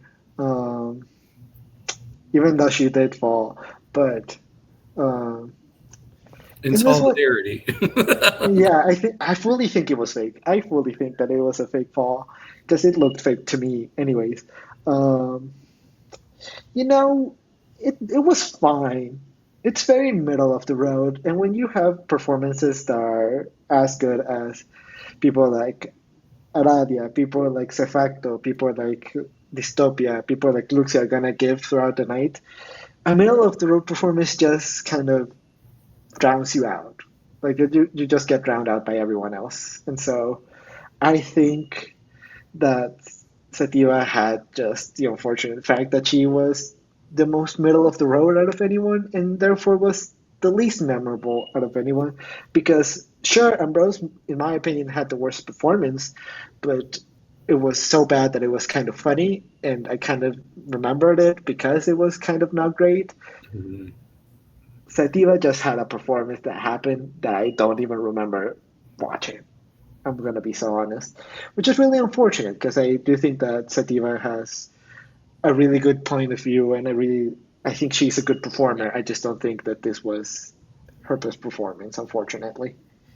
I agree. But yeah, let's move on to a way better performance. We have Ah, to talk about C-Facto, and I will just say this. what? I will start off because when I was there and I saw people start to fight with machetes, I was like, I cannot wait to hear your thoughts. I was like, I cannot wait to talk about with Logan and David because they're not gonna believe me when I say that people are fighting with machetes. They're not gonna believe me, but it's real. It's happening in front of me, and it was so iconic. I think Sefacto had the biggest reaction out of the theater, out of anyone, and deservedly so. I thought this performance was absolutely amazing. I loved everything that Sefacto did. And she showed us she can do darkness, she can do more than things, and this performance really proves it. Yeah, yeah. I I'm still a little speechless at it because it was just performance art. Like there's really no other way for me to describe it. I loved watching every single bit of it. It was again, it's what we've talked about all season about C-Facto. It's what we talked about with C-Facto. Um, I just love getting to experience culture through her drag. That's what I've loved the most through this journey on MorbiDrags with C-Facto specifically, and this was no exception. I loved every bit of this. Mhm. Yeah, I agree. I think this was my favorite performance of the night. It didn't even feel like a performance. It felt like a cultural experience. Like it felt like I was transported to something just so authentic that maybe I shouldn't even be watching. It was just mesmerizing. And I'm so happy that this is the note that she went out on with the show, and it wasn't the reunion and all of that mess that went on there. She went out with applause, standing ovations, and it was well deserved. This was incredible. Mhm. Shout out to you, Sefacto. You did an amazing job. Okay. Now Period. we can get into the finalists. Finally, let's Ah, start off with Dystopia Monumental and her luck as well. What do we think? ah, ah, ah. Those are Yeah. my thoughts. uh, this is the other one that was right up there with C-Facto for me. I thought this was incredible. This was the best song of the night, period. Even the like, bravada, bravada, like it's like stuck in my head. Right. I did not know she could move like this. The Nope, not at choreography all. was so good. The like that was such a professional sounding recording. She looked great. Everything. I was like, there's no way she shouldn't be a strong contender for the crown after this. This was top tier. Yeah, it absolutely was. And I really enjoyed the story that she was telling about this creature that was being probed and experimented on and worked on. And like, I thought it was a really interesting thing that no one else chose to do. And to have a storyline in your own song, I think is a very easy way to make your performance feel even more alive and make it like really make sense with your with where you want to go with your journey, especially if you're a finalist. Um, this was definitely one of my favorites. I thought the look was iconic. I thought it was so good. The only part of this that really took me out of the fantasy was when I did see some of the backup singers slip, because since Yeah. they did have these bags of water and they did squirt it all over them, the floor was wet. And so when they were moving around, there were several times in which several of the performers I did were that once. slipping and almost falling. And so that did like make me wince a little bit, and it did take me out of the fantasy of the I'm in this world where this creature is being experimented on, and I'm like, oh, I'm back in the stage watching someone almost fall over. It was really unfortunate because I thought that this performance was really, really cool. But I agree with you, David. After watching this, I was like, there is a strong chance that Dystopia wins this season just based off that performance Yeah. alone. And she would have been a really good like a really good winner based off just Yeah. this performance. She did an amazing job, and yeah. Yeah, Okay. I just needed the thing I love, I will say as well, because I didn't give much other than but the thing that I love the most and what I appreciated the most from Dystopia is I think of all of the finalists, her narrative storyline was the clearest through all three of the looks, from the initial to the performance to the crowning look. And that's what I really appreciated. If that was the brief, if that was the challenge, if that was the situation that we were going for, I really appreciated having that narrative quality. And I think Dystopia's was the clearest. I agree with you. I wish the technical aspects of the performance were better, but I definitely wanted to applaud her on the narrative quality, because that's been Dystopia's strength all season, has been the narrative quality of her drag. So Yeah. I love it. Well, let's move on to whatever this Oh. is. Was there a narrative quality to Sandovalissima's performance? No. I don't want to sound like a hater, because I have not been featuring Miss Sandovalissima all that much on this season. I will say is this performance thoroughly disappointed me. I don't think she was bad. I don't think it was a bad performance. But for the final of MorbiDrags, you're trying to win? Baby, I don't think she was trying to win. I'm sorry. Yeah, it did feel that way, honestly. And I've actually thought Sandovalissima is one of the most consistent people throughout the season. I think she's always been solidly strong. In fact, I think if I'm not mistaken, I think she might have earned the most points in our draft throughout the season. She did somehow. Yeah, because she got lots of pins and she was always near the top. So I had really high expectations for her going into this. But I think the problem is her performance was so dance heavy. It was one of the most dance heavy performances, but she just did not feel like a strong dancer. Like it felt really lazy, a lot of her dancing, and I kept finding myself looking at her, like specifically one of her backup dancers. I kept finding myself looking at him way more than I was looking at her, because he was giving face, he was delivering, and she was not giving much. So I was like, Well, come on, You girl. can't be outserved by your backup dancer, baby. Yeah. Sorry. Yeah, that's absolutely true. You can't. I already thought she was lacking the like personality or charm the most out of the top 5. So I was like, oh, she's gonna have to really bring it and show something special to win. And so after this, it was like, yeah, there's no way. Yeah, when I watched this live, first of all, I saw this look and I was immediately like, girl, I thought this was supposed to be an evolution of your past look. What's this? What's this supposed to be? How is this supposed to connect? I truly didn't get it. And then the performance happened and I was left bored a little bit. Like I just was really underwhelmed, and especially with the fact that she had a lot of support from the fans and the people that were on the theater that night. And I'm guessing that it was a lot of her friends and a lot of her family.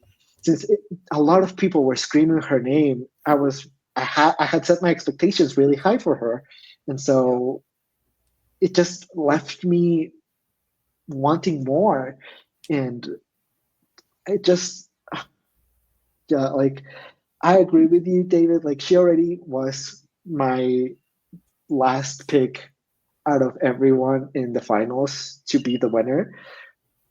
But then after I saw this performance, I was like, yeah, she's not winning. Like there's no way in hell that she's gonna win after this performance. Like I just don't see it. And I was not wrong. I was not wrong. She was not in the top 3. The math of whatever happened on this season still doesn't make sense to me as to how she was a finalist, frankly. Look, I'm not gonna question the fact that she's a finalist. I thought she did well. I will. She flopped the finale.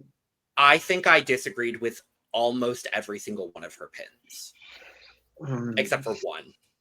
There was that one time I gave her praise for the Pretty Princess in Pink challenge. That's the one she deserved it, in my opinion. Every other pin, I gotta be real and honest, and this is no shade to her directly, because I think she is a sickening drag artist. She is sickening. She did show some great drag on this season, but I gotta be honest, there are other people that were in this competition that served better overall packages that did not make that were not finalists than Sandovalisima. I'm sorry. There are several other contestants that showed better overall packages than Sandovalisima on the season. Well, I will agree with you there, but I will say that the math is there. She did make it there just based on scores alone. So, and I just don't think. I think 3 of her 4 pins shouldn't have been. I think the only non-finalist that had a better package than her quit. So yes, I have to agree with that. I think there's one for sure that had a better package than her, and she wasn't in this finale. Oh well, that's Gouda should have been a finalist, point blank at the period, and it's not because she is a friend of ours. It's not because I'm biased towards her. It's not because she's on my draft team. I think Gouda outserved Sandovalisima in almost every single challenge this season. Frankly, she deserved more pins. She deserved to win more challenges. And she should have been a finalist. I'm sorry. And that's no shade to Sandovalisima. She is a fierce drag artist. But for me, especially with this finale performance, girl, where?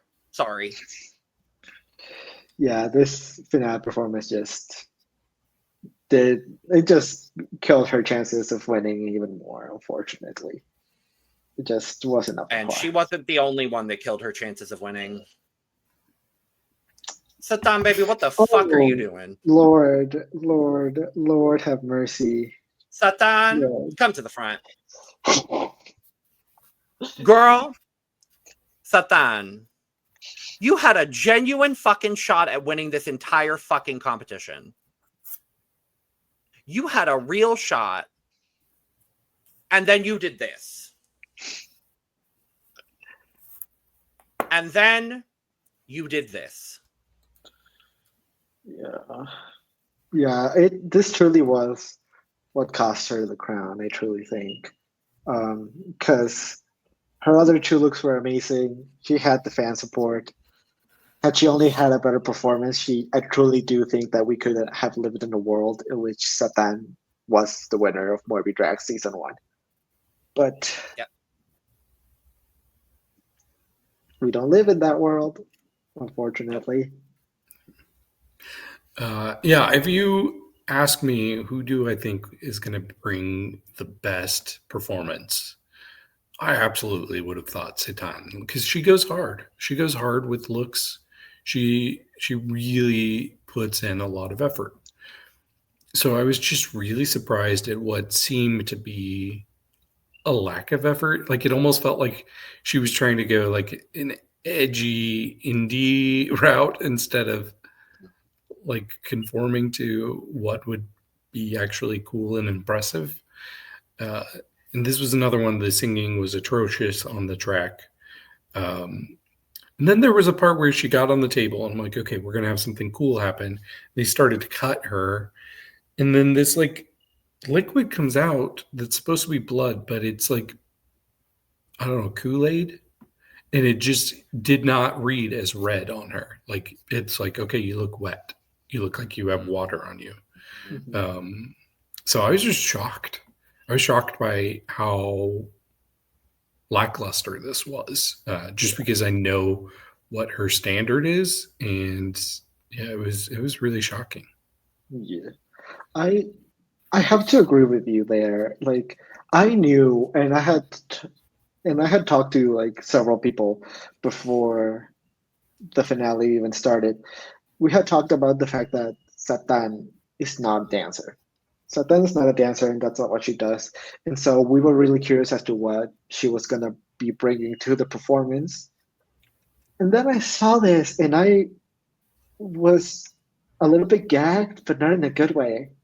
Like, I was really confused because I agree with you, David. I think Satan is one of these queens that thinks everything to the letter and is very meticulous about the way that she does things and how she performs and how she does things. And if you're not a good dancer, you have to figure out something else to do. Maybe like Dystopia, who maybe did not dance a lot, but had a structure and had a story to go to help her go from spot A to spot B. And Satan just didn't have that. And I just felt really underwhelmed. And I felt like I was living in like another world because I was feeling underwhelmed by this performance, but the whole studio and the whole like the people around me were all clapping super loud for Satan and were like, "Oh my God, she has this in the bag. She's gonna win the season." And I was just so confused because I did not live for this performance. I felt like I was going crazy a little bit because if everyone else is screaming that they love Satan and they love what she brings, and I see this and I'm not living for it, and I'm the only one that's not living for it, I think I'm going crazy. I fully thought I was going crazy. I thought that I had. They were gaslighting you. They were gaslighting me. And I agree with you specifically with the blood. Also, you could fully see the bag. You could see the bag of blood be brought out before. Like, I should not be able to see the trick before it's being done. I should not be able to see the trick before it's being done. And it did not look like blood. We saw a lot of blood this finale, and that was the weakest blood that we saw. I'm so sorry, Satan. This was one of the weakest performances of the night for me, and it was so unfortunate because, as I said, if the performance had been stronger, I think we could have lived in a world in which Satan wins the season. This is just really unfortunate. Yep. Well, let's move on to someone that really showed up and showed out. We have Maely Fish. Yep. Baby. I'm tired of being constantly shut up by Maely Fish, so I'm glad this is the last time it happens on this damn season. But girl, she did what needed to be done here. I was so impressed with Maely. Not technically perfect. Not a technically perfect performance, but a very good performance nonetheless. I thought this was sickening. The light effects, the entire ensemble, I think, was really, really well done. You can tell that this was very well rehearsed. She probably ran those choreo rehearsals like the Navy, and I love every single bit of it. Maely, you've continued to shut me up all season, baby. This is why you were cast. I love every bit of it. Mm-hmm. Yeah. I'm glad you mentioned the lights, because they started with the room completely dark and there were just these circular lights moving around, and it gave that deep sea vibe of those, like, I forget what they're called, those fish with the lights. And so The anglerfish. Yeah, there we go. My favorite fish. Fun fact. Nice. Good taste.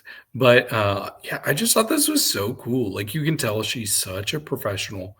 Like, she is showing, yeah, I'm taking this seriously. I'm taking this extremely seriously. I think she kind of shut up Sattiva. There's too many S names, and all of them disappointed in this episode. All of them. And I meant to do this earlier. I was going to give out some more deliciouses, but Aradia, you got a more delicious. C-Facto, more delicious. Dystopia, more delicious. Maely Fish, more delicious. Well, I gave my Morbilicious in the finale, so I cannot give my Morbilicious out anymore because I've run out of my Morbilicious. You get some more Morbilicious. Yeah, but I think... Jesus Christ, David. No. The last dad joke of the season, please, for the love of everything good in the universe. Oh, God. I think Maely was the one that surprised me the most, because I knew that she was going to give us a good performance, but I thought it was, maybe it's because in my brain she's also one of the pretty ones. Once I saw what Sandovalisima was giving us, I was fully expecting for a performance that was similar in style, and when it wasn't, I was incredibly pleasantly sort of surprised. I think out of anyone that night, Maely received the biggest applause out of anyone, including C-Facto. Like, I think she was the one that received the biggest applause, and in my opinion, it was incredibly well deserved. I think she did have my favorite performance out of the finalists. I thought it was iconic. I thought it was so funny, and the inclusion of the salsa bit was also very special to me. It did something for me that I really appreciated.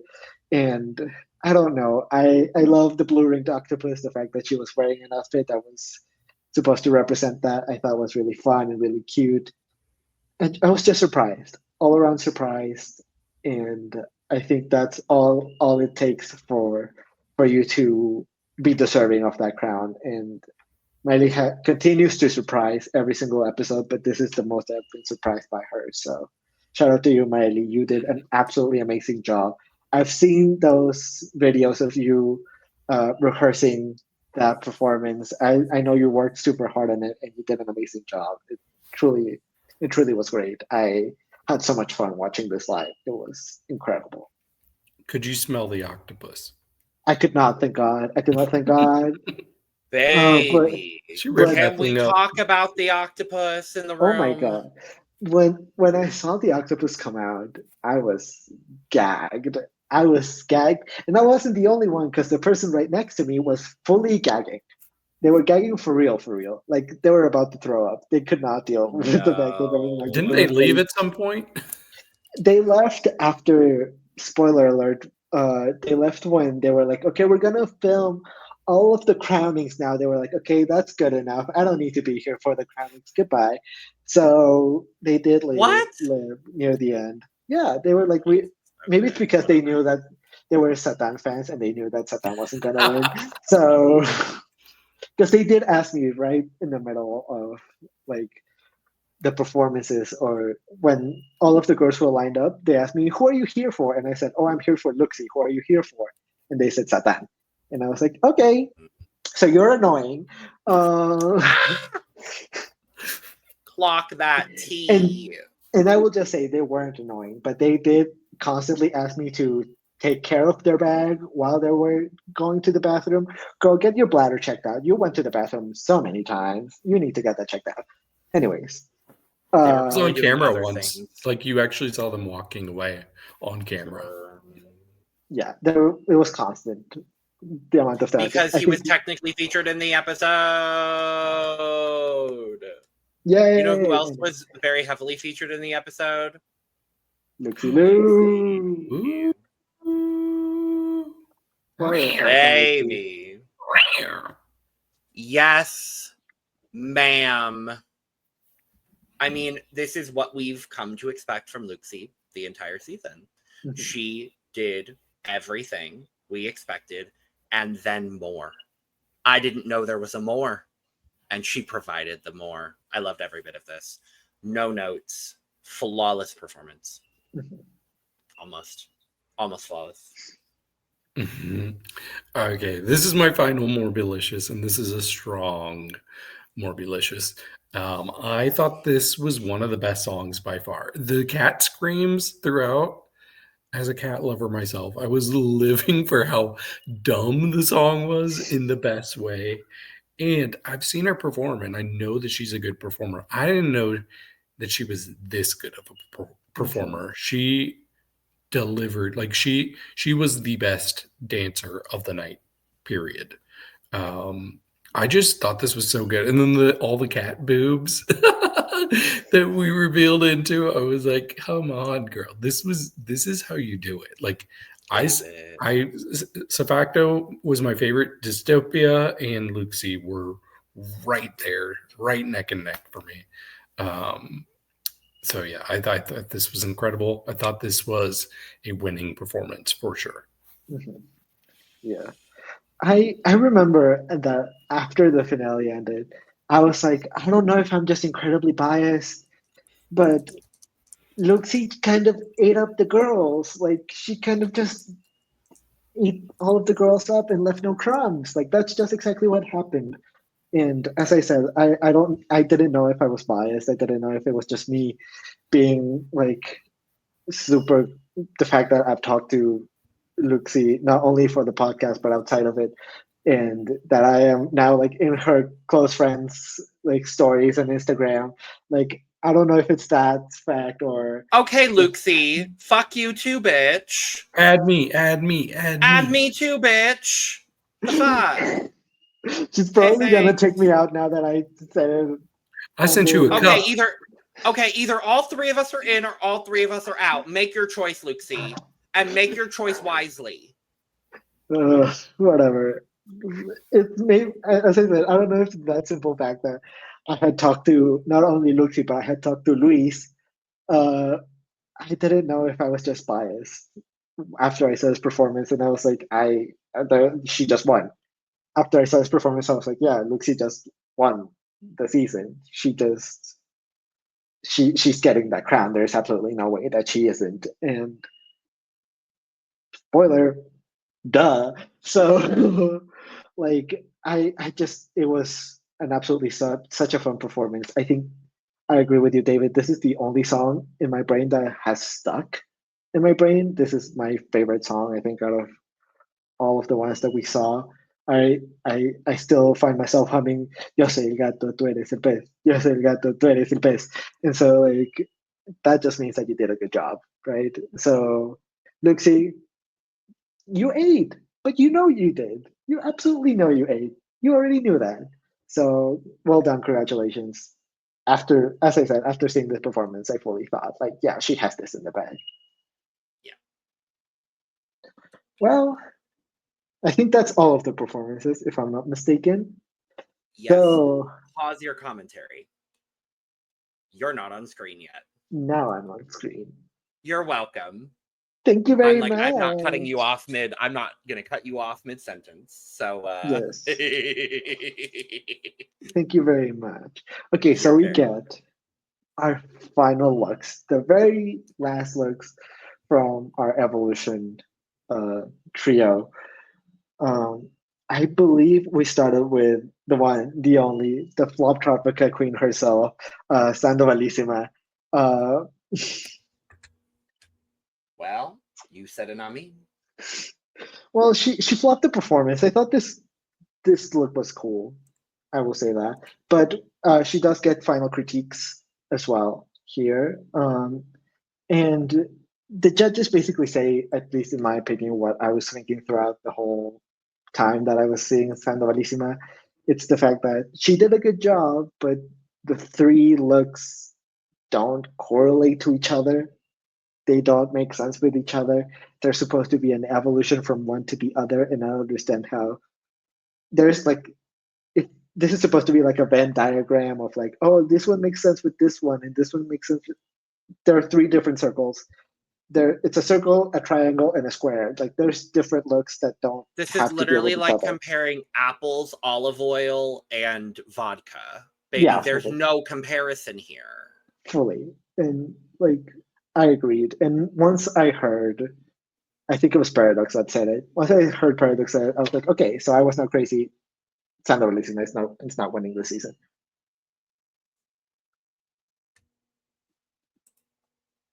Paradox was my favorite judge this episode, by the way.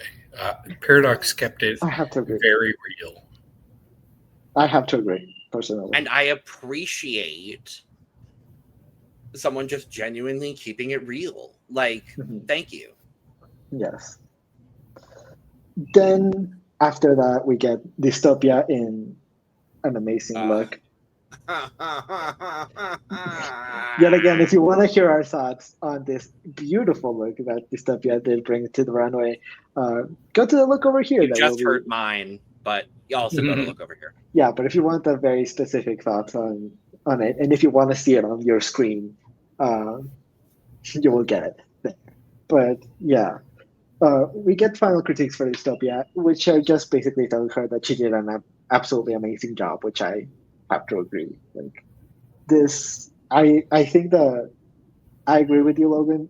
I think Dystopia had the best through line out of anyone, and it truly did feel like a Pokemon evolution. Like it felt like first evolution, second evolution, third evolution, and they were all the same character, but after several mutations, and it looking better and better and better.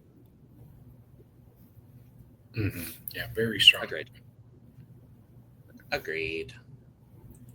After Dystopia, we get Maely Fish, and this was really unfortunate for me because this look was great, but we did have the unfortunate moment where one of the tentacles does fall off the dress. It was on purpose at first. No, Maely. Like Maely is incredibly lucky that octopuses are known for like losing a limb or sacrificing limbs to get ahead and like to sacrifice limbs. And so it did work with the performance and she did recover from it very well. But yeah, it was absolutely accidental. She was spinning and it just flew off.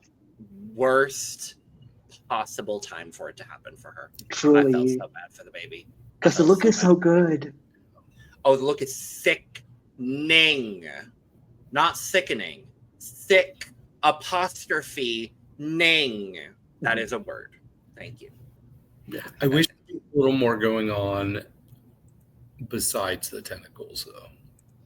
Because there really wasn't much else to it. I don't need much more other than giant paper tentacles, personally. Yeah, I thought it was iconic, personally. Giant paper tentacles. There were no paper. There were, I think, either latex or leather. Giant, undetermined material tentacles. Speaking giant of latex, origami tentacles. David, what else do you need other than giant origami tentacles? That's true. That is true. But speaking of latex, we do have to talk about Luxie Luu and her final look. When this came out on the stage, my jaw dropped to the ground. I was so gagged. And I think I already knew that she was going to win after the performance, but I think this is the moment that the theater found out that Luxie Luu was gonna win the season. Because the entire theater burst into the wildest screams you have ever heard. And spoiler alert, she gets the one and the only Morbilicious from the audience. So there's my Morbilicious if you were asking where it went. It went to Luxie Luu right here. Truly unlike anything I've ever seen before. One of my favorite looks of the year so far, and it will probably be in my on my final top 10 looks of the year. This was amazing. I will just say that for now. This was my favorite look of the finale, for sure. I thought this was so good. It was the perfect evolution of this cat. So clever. She did great. You stupid fucking bitch. Yes. That's all I have to say. Non-derogatory. Oh no, with the utmost praise. You No, stupid fucking bitch. It's truly amazing. Unlike anything I've ever seen before. That is the highest compliment I can give someone. Is you stupid fucking bitch. Yes. It's iconic. Anyways, let's talk about another. You see, this is why I'm so frustrated with you, Satan.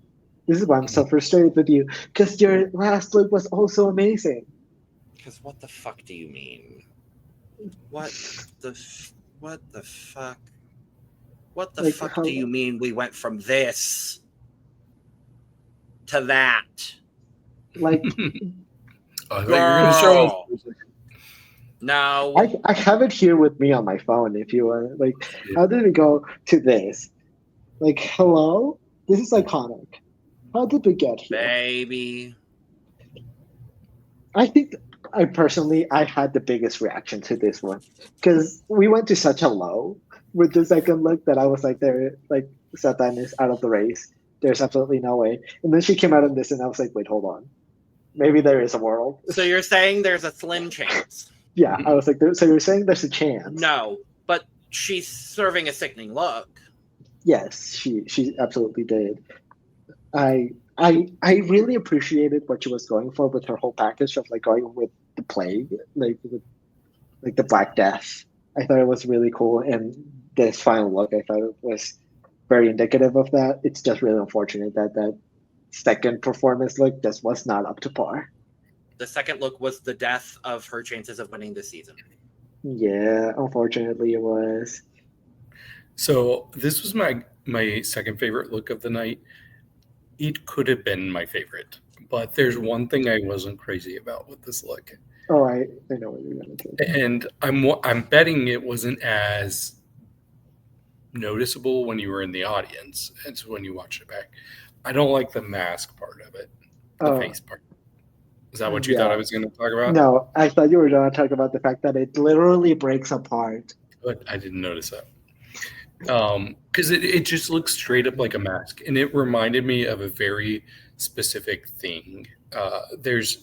So Wendy Williams had a Halloween. Oh yes, and she's just talking, and then suddenly this face pops up, and then it goes away, and she's like, "What was that, James?" But that is what it kind of gave me, except no. But you're not wrong, though. That's the thing. You're not wrong. That really detracted from the look for me. For me, that's not when the face became an issue for me with Satan. It was when she came out in her coronation look. That's when I was like, oh, this looks weird with this makeup. I understand why we kept it, but it looks weird. Anyways. The only thing that I will say that apparently you guys didn't see, because it was shown on the episode, it was just cut very strategically so that you couldn't really see it, is that this back piece that she was wearing, it had like two pieces to it. And once she was walking away, since she was like, tumbling away and like doing all of this, it started falling until it broke off and it fell to the ground. And so it did take away a little bit out of the fantasy for me, but just a little bit, but it was still so good, and it. I'm gonna be so real, y'all. I'm looking at these coronation looks again. Baby, that ain't a good look, Satan. That is not a good look, Satan. Oh, at all. Yeah. I would not be caught fucking dead in 2025 looking like that anywhere, let alone on the internet, baby. Shout out to Dystopia and Luxie for their coronation looks. Those were my favorites. Oh yes, absolutely. Dystopia's coronation look specifically, I think was my favorite coronation look. I think the hair was wild. I really like Maely's as well. I think it's just simple and cute. And then she's got this kind of like monstrous hair and makeup. I think it's kind of like it's a nice, cute little. I think it mixes kind of both sides of Maely really well. It does, and I actually really kind of like that. And then she's got this like ballet heel on. Yeah, and I'm not mad at that for the coronation. I ain't too mad at it, but it didn't matter. Yeah, and well, we already got to it, but the queens come out for the last time in their coronation looks. If you want to hear us talk about the coronation looks, go to the look. We have so many looks to talk about, Logan. We are gonna lose our minds. I'm not looking forward to it, but I am. 40 looks. Lord. We forgot about this. Shut up, David. Sorry, I love you. You're not doing the look over here. That's why I'm angry that you keep bringing up the amount of looks. I'm helping you out. No, you're not. I would have figured out the number myself when I have to go make the slideshow for it, okay? It's fine, whatever.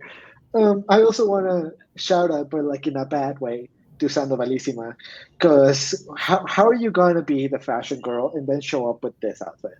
Like, what the fuck is this? This is your coronation look. What the fuck is this? She knew. She must have known. She must have known. Anyways. Baby, but even then, you still come out looking sickening, and you came out looking like that. Yeah, well, anyways. The time has finally come to crown our morbid queen, our Reina Maldita. And finally, after 2 hours and 32 minutes, we finally get to see it. And now, I will say this. I will be lying if I say that I wasn't upset that they didn't show the live recording of the finale, because I screamed so loud for all those girls. I screamed so loud that I lost my voice. And then it was used for nothing? For nothing? How dare you? Anyways, I don't mind. I think this crowning is a lot better. We get a very iconic, very reminiscent to the Dragula crowning. We get what we call over here, apparently, we call the baptism. We get our queen's baptism, and we find out that our winner of MorbiDrags Season 1 is none other than Luxie Luu. Yes! Let's fucking go! Let's fucking go! Yeah! Perfect ending. This truly was the perfect ending. I also want to say, I want to shout out to Midas, because y'all have seen Mexican reality shows. Y'all have seen how they like to reveal winners, or reveal like when someone is in danger, and they're like, and the winner is you. Yes, it is you. Yes, the one I'm looking at right now. And it's two. Yes, you. And it's two. See, two. And I'm so La Mastraga. Yes, I'm looking at you, La Mastraga. I'm looking directly at you, and it's tu, La Mastraga. But I want to shout out to Midas, who absolutely did not do that and just said, and the winner is Luxie Luu. And thank God. But I am so thankful that Luxie Luu won. I will also say, after they filmed all of the crownings, I was like, I have a sneaking suspicion that they accidentally told us the order in which they would crown each of the queens. And shocking, they did. Because they did film Luxie Luu first. Then they filmed Dystopia winning. Then they filmed Maely winning. And so I was like, I think they accidentally just told us who's in first, who's in second, so who's in third. And they did by accident. Julie. But you know what? That's absolutely okay. I don't mind. I absolutely don't mind. Because as we are all very aware, we all in this podcast were a team Luxie Luu. And so I think I can speak for everyone when I say that we are incredibly happy to have Luxie Luu as our first winner of MorbiDrags. Thank the devil. Truly. I think it's, I think not only is it the correct winner of this season, I think she's been the most well-rounded contestant. I think she's grown the most from this competition. But also, like, on a personal note, like, she has just been the person that has been the most supportive of us, literally from the first video we put out for MorbiDrags. Like, it's so nice to see, like, our friend win. Like, it's so fucking cool to see that happen. Because I got spoiled before I got to see the finale. Thanks, MorbiDrags Instagram. Really appreciate it. But regardless, so I found out that Luxie won. And as soon as I did, I sent her a voice note on Instagram. And it was basically just me screaming into my phone for like a minute and a half. And I cried a little bit when I found out she won, just because it's like, A, she's just such a kind person. B, she's such a nasty bitch in the best way. And C, I just think she's done the best in this competition and deserved to win. So I could not be more happy with Luxie winning this competition. Yeah, I agree. And I like that she represents a type of winner that I've never seen on drag programming. Like, what do you mean the person who their whole drag identity is like cartoons and the creatures that scared you under your bed when you were a kid? It's so dumb, and I never would have thought that as like a morbid character, but it works. It works, and I just can't wait to see where the show goes from here. And I really can't wait to see where her career goes from here. Yeah. I mean, it feels appropriate to have, thanks to Luxie Luu, we have the word Morbilicious. Like, she's the reason why the word Morbilicious exists. Because that guest judge, that first episode, didn't have a word to describe how well Luxie did. So he came up with the word Morbilicious. Luxie literally changed the trajectory of MorbiDrags as a show since the first episode that she appeared on. It just feels correct to have her as a winner. It feels completely correct. Yes. Like, she's the only queen she's the first queen to have a Morbilicious ever. And she's the first queen to have a Morbilicious from the audience. It just feels right to have Luxie Luu as the winner.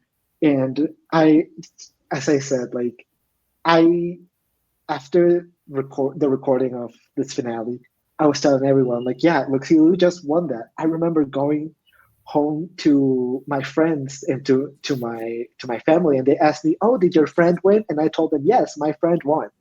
I did not say, "Oh, I don't know if they have won yet." I said, "Yes, my friend won. Luxie Luu won," and I am so happy to see that it did happen. I watched the episode as it was airing, and so because I knew that I was gonna get spoiled if I didn't, and so when I saw Luxie Luu's face getting bathed in this dark blood, I screamed so loud that my family had to come into my room and tell me to shut up. So not this. So thank you so much, Luxie Luu. I am so proud of you. I am so happy to have met you. You are an incredible person, and you are so deserving of being the very first Reina Maldita. Congratulations. Yeah. And with that, we have finished the Genesis book of MorbiDrags. Oh, thank God it's over. No, I'm kidding. Prepare for Exolo. Ooh, And I won the draft because I had Luxie, right? That's not how it works. I'm sorry. Hey, but I will say, I picked the winner. So fuck you both. You did. That's fair. But I'll just get it out of the way. I came in first. I need to get that out of the way because the more interesting story is second and third place. I'm so fucking pissed. I have been sitting on this for 2 hours and 15 minutes, and I am so fucking mad right now. So I'm so mad. I came in first with 139.5 points. Congratulations, David. Thank you very much. No, we need to congratulate David. Congratulations, David. I picked a great team, honestly. Very well done, David. I had C-Facto, Dystopia, Maely, and Androgina. So yeah. You had 3 finalists and the person that came in last. Well, C-Facto would have been a finalist. You had 3 finalists and the person that came in last. Oh no. I said what I said. Okay. But no, what's interesting is, so the way that I tallied points, I was like, oh, they didn't distinguish between second through fifth place.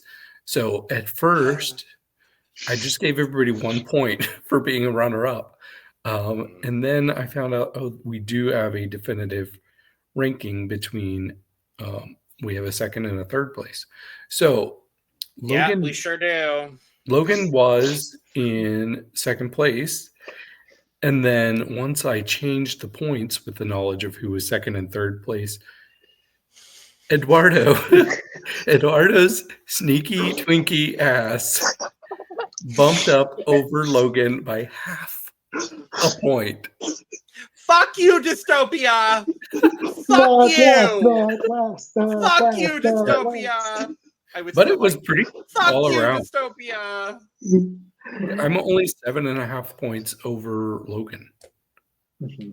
And 7 yeah, points we're close. Yeah, I'm so mad still. I'm not mad. I am not mad at anyone here. I'm not mad at any of the queens. I'm so pissed off at the situation, and because I brought it up. Yeah, fully. I'm the one that brought it up. And I am the reason I have come third. I was so happy I came in second, y'all, because I had been third the entire season. And I was like, finally, I came in second. And then to be third place by half a motherfucking point to this demon twink? Absolutely not. I'm so mad. Fuck you, Dystopia Monumental. And I would have been so okay getting third. I would have been so okay getting third. It's so funny to me that I beat you by half a point. I'm so mad right now. I'm still mad. That's so funny. Oh my god. What a completely fitting way to end this absolutely nuts season of programming that we just consumed. But yes. Honestly, how fun. Yes. How I'm fun. glad we watched this. I'm so very glad we did too. You are welcome. I brought it up and I didn't think that this was gonna become a full podcast thing. But I'm so glad that we did because it really has become one of my favorite things that we do together. It's such a fun show. And I am so happy that we get a season 2 and that it's happening. And hopefully we will come back with you to talk about that season, about Exolo, about the plagues that are coming to our screens for season 2. But for now, thank you all so much for watching. It's been a pleasure. Make sure to like, comment, subscribe, do all the things, and make sure to get your cup merch on launchescreations.etsy.com. I'm so happy that I finally get to join. Mm-hmm. So with all that being said, thank you all so much for watching, and cheers. Cheers. To Luxie. Luxie. Luxie Luu.